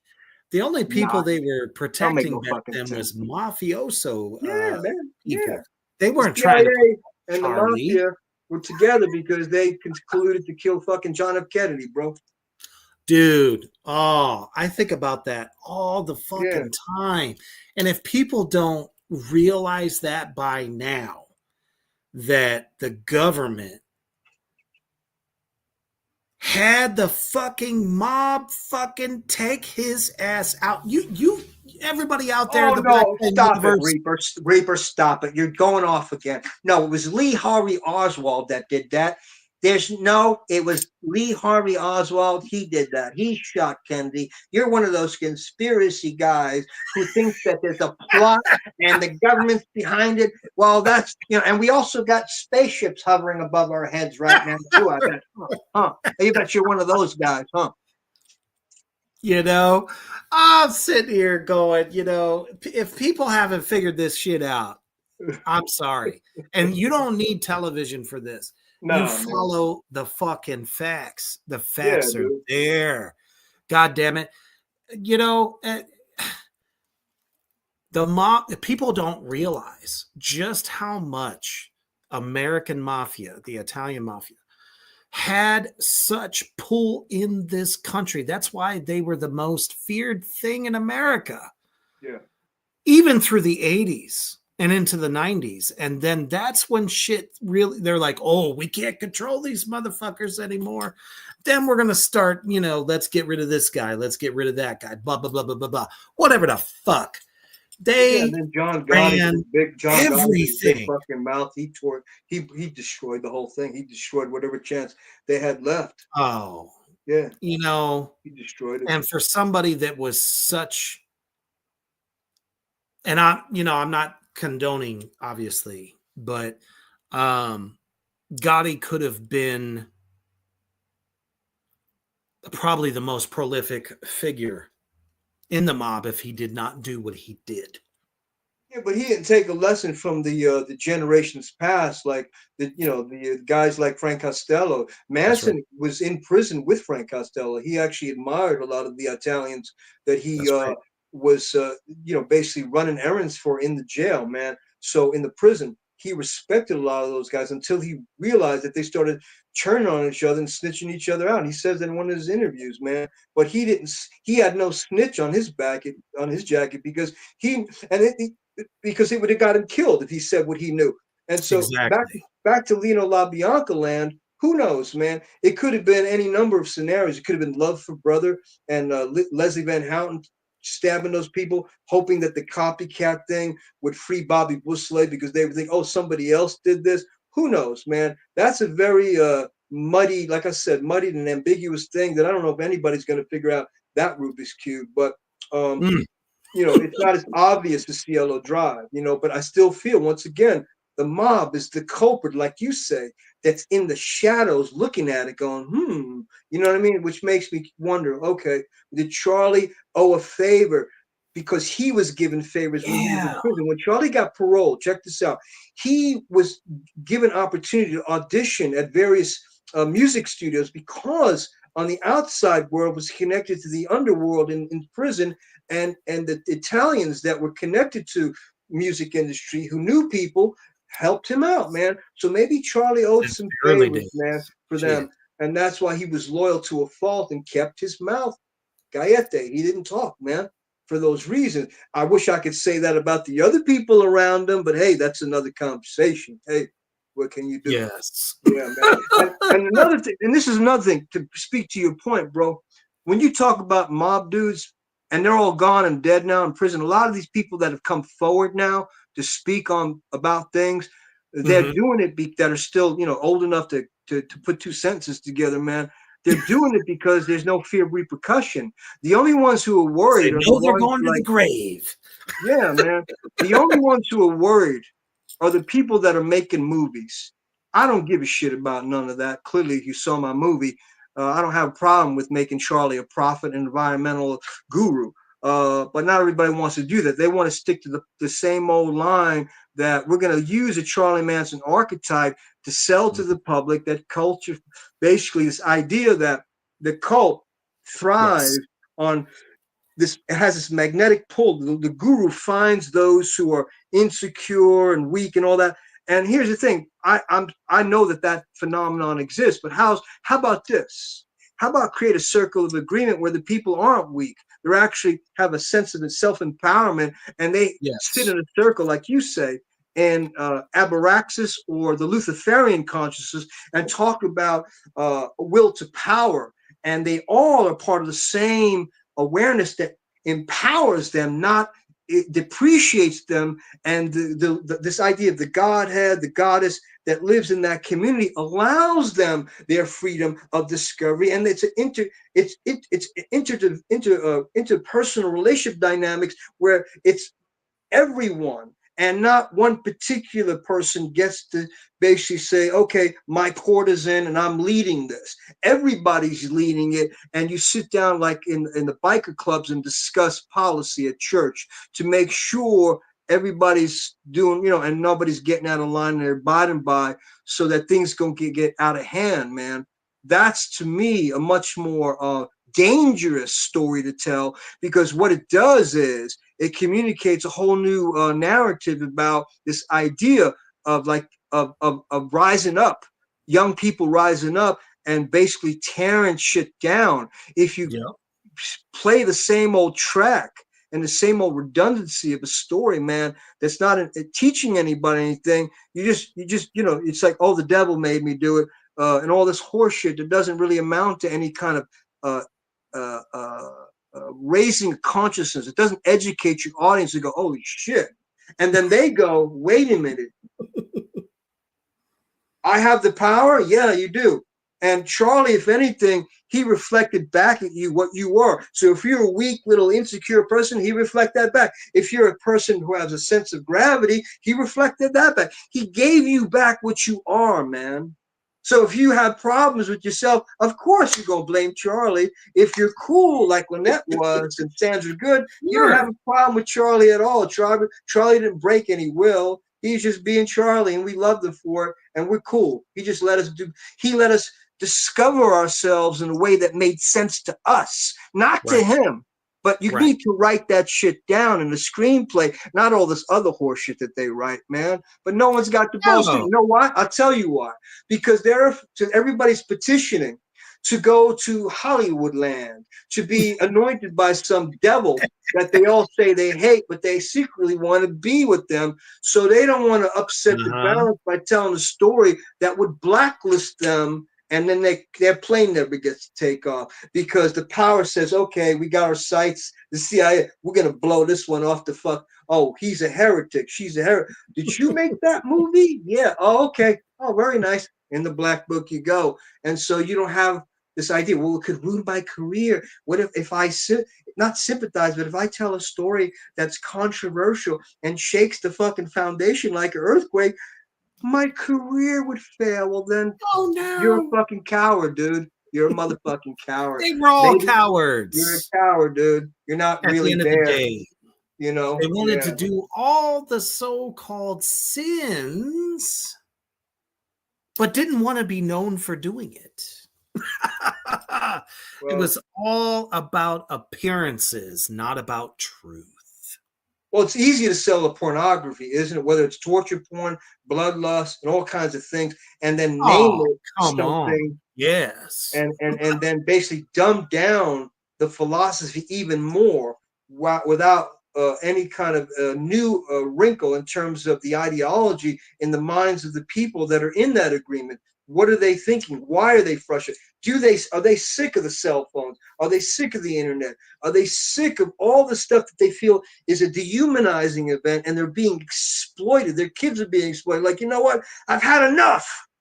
And that brings about an awareness that creates a new ideology that says revolution, real revolution.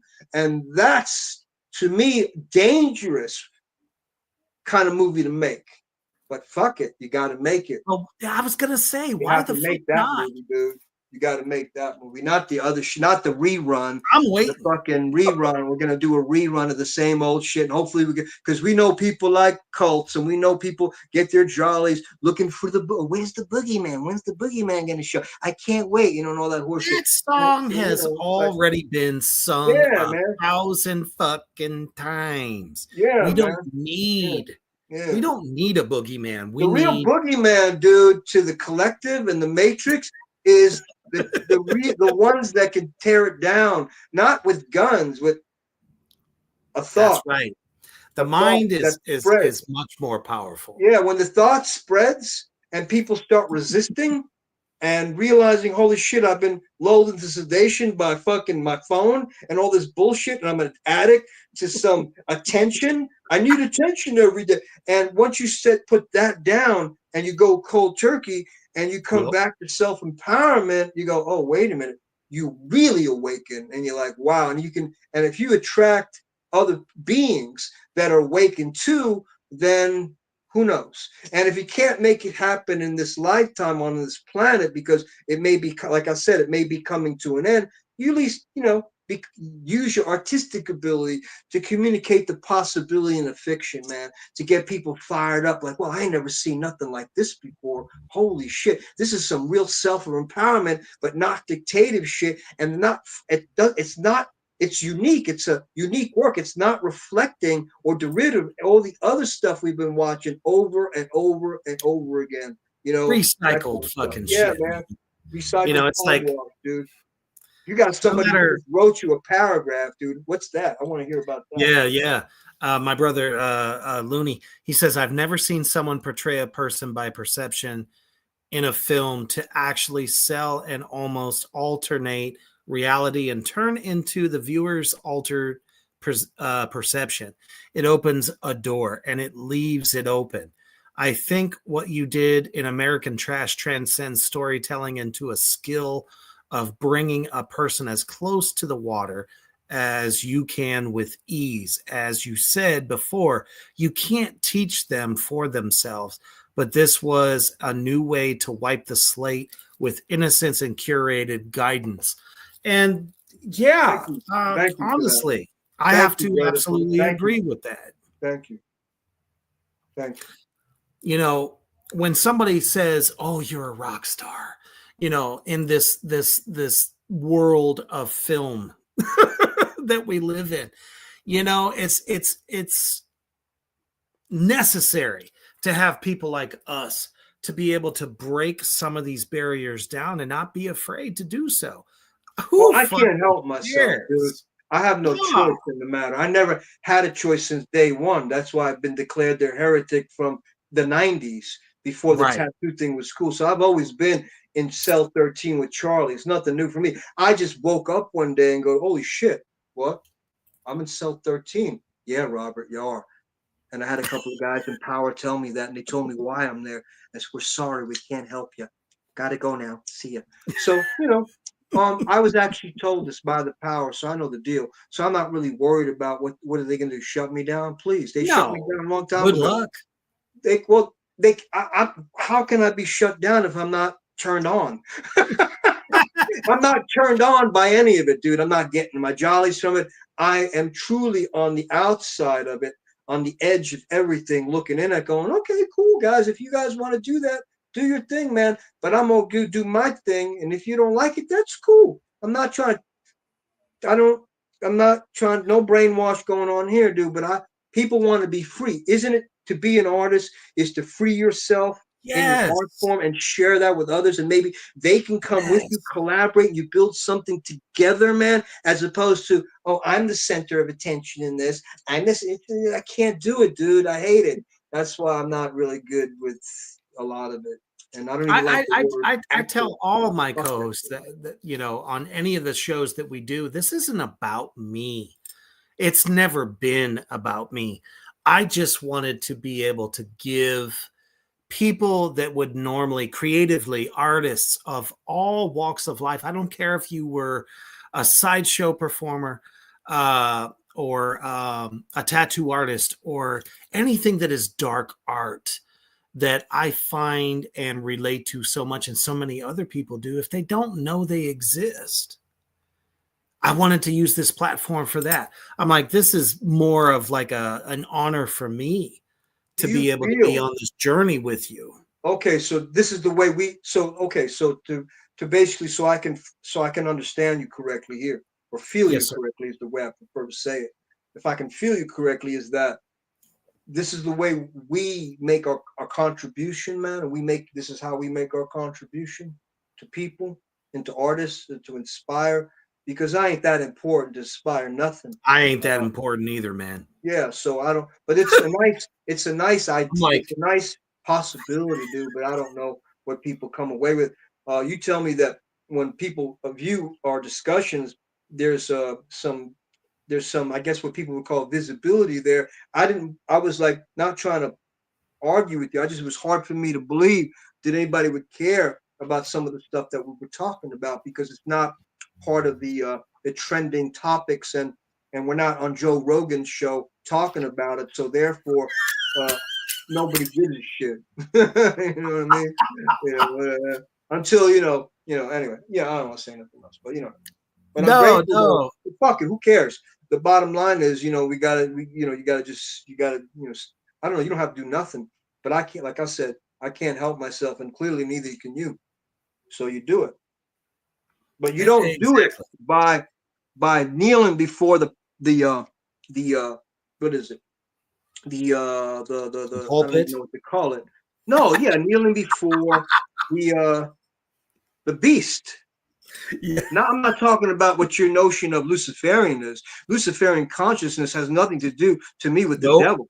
So if you kneel before the beast, who is disguised in glittery clothing and looks beautiful, that's the beast. So if so many people I come in contact say, yeah, it's so fucked up, Robert, but yet they say that, but then they say something else that runs contrary to everything they just said, and I watched them kneel before the beast, and I've done things on fucking purpose so that I would not ever, that even if the beast called me into the chambers and I decided to go, I might try to kill the beast, or the beast would be like, oh shit, get him out of here. So it's just kind of like, I made it a point not to play.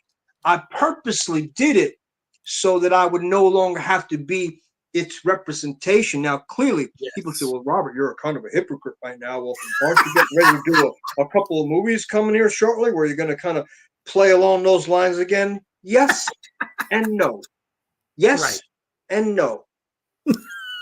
Yes and no. Well, what does that mean, yes and no? Well, yes, I need to make a living, and no, I'm not kneeling before no beast. I'm kneeling before colleagues who respect me enough to write some shit for me, or material that makes a lot more sense than the satanic Bible that the beast gave me 25 years ago and has been keep giving it to me. So this stuff is making a lot more. It's not perfect, but there is no perfection in it. Nothing is perfect. So you look at it, you eat the meat, you spit out the bones, you go, wow, this is an improvement than from castration, from mutilation, from dumbing you down, talking monkey, and all the other stuff that they feel like, hey, Robert, you're really suited for this. We love how you play evil so well. And are you willing in this movie to That's why they come to me. Yeah, exactly. Hey, you, Reaper, all the fucking time. Hey, Reaper, Robert, would you feel comfortable? I know it's a kind of a tough subject, and maybe morally, but I think you guys would be great as a tag team where you rape your own family. How do you feel about that? That's going to sell a lot of tickets. You raped your Reaper, you raped your son, and Robert, you rape your daughter. How about that? I say, what? And I'm telling you, not to contradict myself, but this was years ago. I did that movie already. I did that movie. I played that guy. I raped my son. Well, the character did. In the mind of the maniac that made that fucking movie. Yeah, dude, I'm talking about you, so fuck you. Anyway, so sorry, I wasn't meant for you. I don't, You're good, brother. Give me some gasoline and a match. I'm going to burn at least 10 bridges tonight on purpose. And that's to prove my motherfucking point. Yes, sir. That I'm not.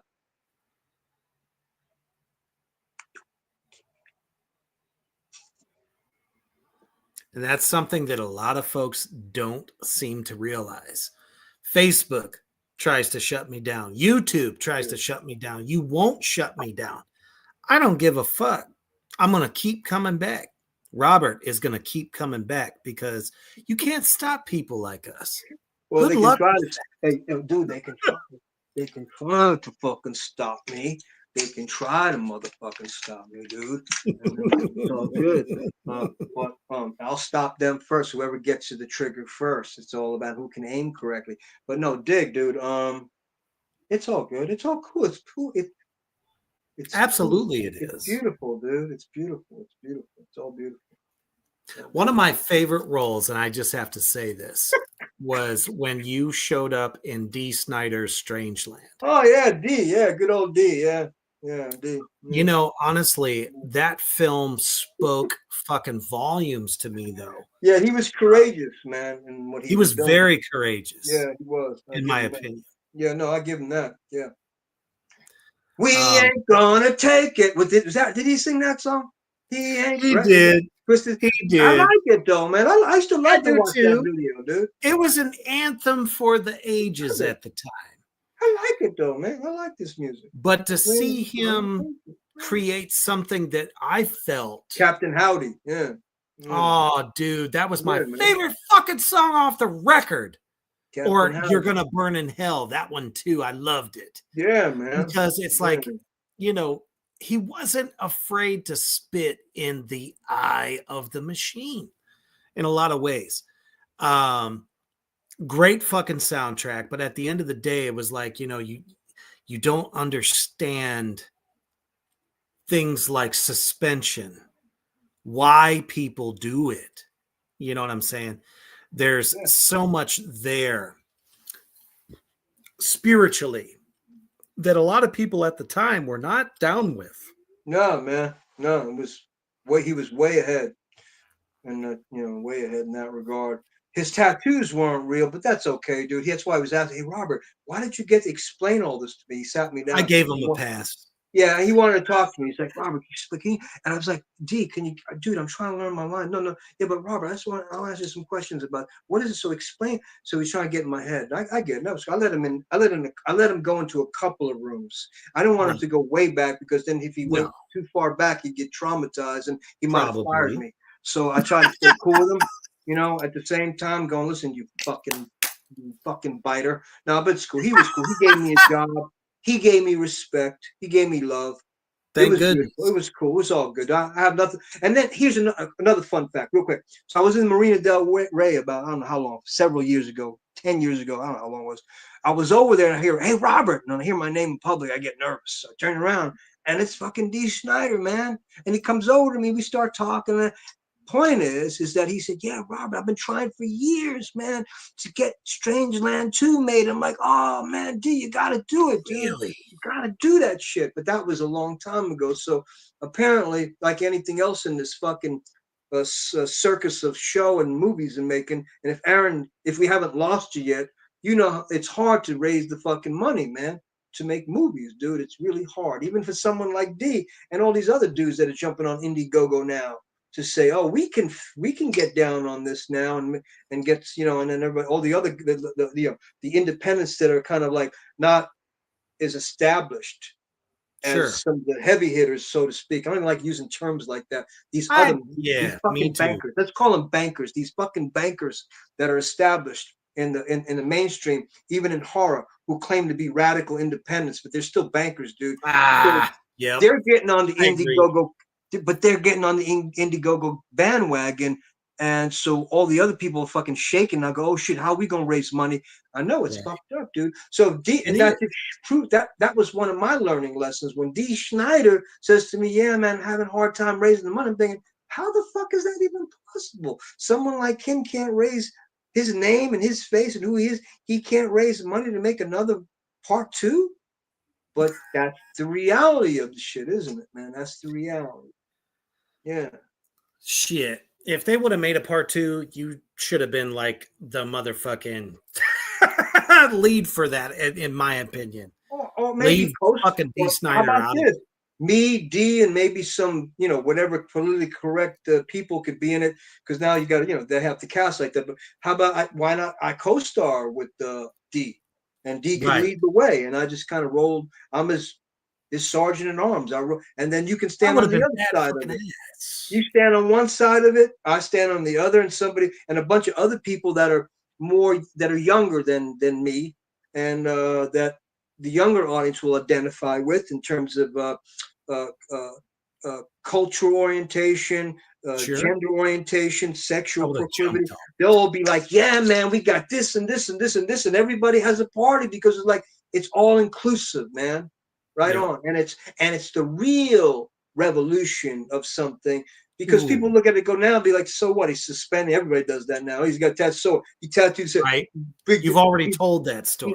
He'd have to figure out something in the writing that would make it like it was when it first came out, unique. Yes. And shit, I didn't see that. I didn't see that coming. Or play the same formula that is an easy money grab, man. Blood, guts, sex. I thought it was more art, though, in my opinion, with that. What's up? I felt like it was more art. I felt like that was more, Strangeland. Yeah. The first one. Totally fucking art. Yeah. How did you feel, though, that his character, though, suffered from a form of schizophrenia? Do you feel that he was kind of trying to tie in mental illness with people that are into, liberating their consciousness by suspension and metaphysical? I feel like that was forced upon him. Somebody made him write that part. Yeah, I didn't like that part of it. Like, okay, I didn't like that part of it either. People who tattoo themselves and are into suspension and piercings are mentally ill. Nope, I didn't buy that. I don't know about that. I didn't buy that. Yeah, I don't like that part. Yeah. I clapped when he came out of it. Yeah. I was like, nope. But what I liked was how the town went after him, Robert Englund, and they wanted to crucify him like Frankenstein's monster in the movie, dude. So that was kind of cool how they all turned on him, and then he came back after. I like that part of it. That part I did. I can relate to that shit. How they come after you with the torches eventually. Yeah, it's good stuff. That's why you gotta have guns, dude, and a flamethrower and a fucking law, all kinds of cool stuff. Absolutely. I think we're running out of time, so we're hitting the 2-hour mark, bro. I think they're probably all gone by now. Nope, not even. All right, brother. They've been with us the whole time, and I love you, motherfuckers out there. Yeah, that have tuned in tonight and just fucking volumes of the Black Flame universe to listen to us spouting our rhetoric. Yeah, operative word rhetoric. So there's another disclaimer. It's all just rhetoric, dude. Oh, Robert, now I'm really angry. So you're basically saying that everything you just communicated is just a bunch of shit? No, not really. But I'm just saying, man. It only makes real sense. Recognize it's real. Yeah, but it only makes sense to this guy. And who is this guy anyway? And it makes sense to you, because if it didn't make sense to you, you'd be like, fuck Robert. I don't want to do another show with that asshole. Fuck him. I don't want to fuck him. I'm going to bring somebody else on. Fuck this guy. I thought I liked him. He's turned out to be a real dick. Fuck him. Get rid of him. Neck off with his head. Oh, goodness. No, this is the show everyone needs. And I don't even look at it as a show. As much as I love all the addicts out there, all the demons that show up for this show, and you guys have, shown up in unbelievable amounts, and all the comments, even though I haven't put all the comments up there, you guys have, given us just as much as we've given you. And I really totally appreciate that.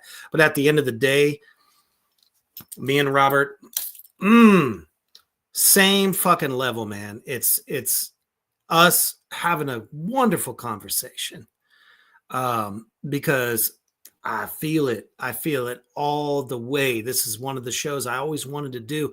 I don't give a fuck if you didn't like it. I don't care if you know, necessarily if you do like it, but if we inspired one person, one motherfucking person to look at things in a different light and step out of that veil that is over your eyes. Exactly. Right there. You're turning me on. Stop that shit. Oh man. This has quickly become one of my favorite moments in Reaper's Underground history. I've always wanted to do this. And like I said, even if I had one person watching us, that's fine by me. This ain't no popularity contest. This is bearing fucking souls. That's what that is. Right on. Yeah. Thank you, my brother. As always, this has been just an amazing show. As always. And, obviously, don't forget, we have more programming coming up here on Black Flame Entertainment. And if you didn't catch this from the beginning, go to YouTube, go to Reaper's Underground Facebook. You can go to Robert Lasardo's page, as he'll be, sharing this as well. And if you got something out of it, fuck yeah, man. If you want to say, go ahead and, well, that's fine too. Good luck with that, because we ain't gonna fucking stop. Yeah. I'm not about playing by the rules. I never have been. That's why Facebook keeps trying to erase me. But guess what? I love it, bro. I love it. You get the notifications too. I love it. Yeah. All the time. I love it. Bring it. But I hope you all have a great rest of your Friday night. Everybody have a good night, man. Be kind to yourselves. Be loving to yourselves. And whatever voices in your head that are telling you otherwise, tell them, shut the fuck up. Shut your mouth, man. I'm cool. I'm all right. I'm cool the way I am. So get away from me. Yeah. Hell fucking yeah. And always stay heavy.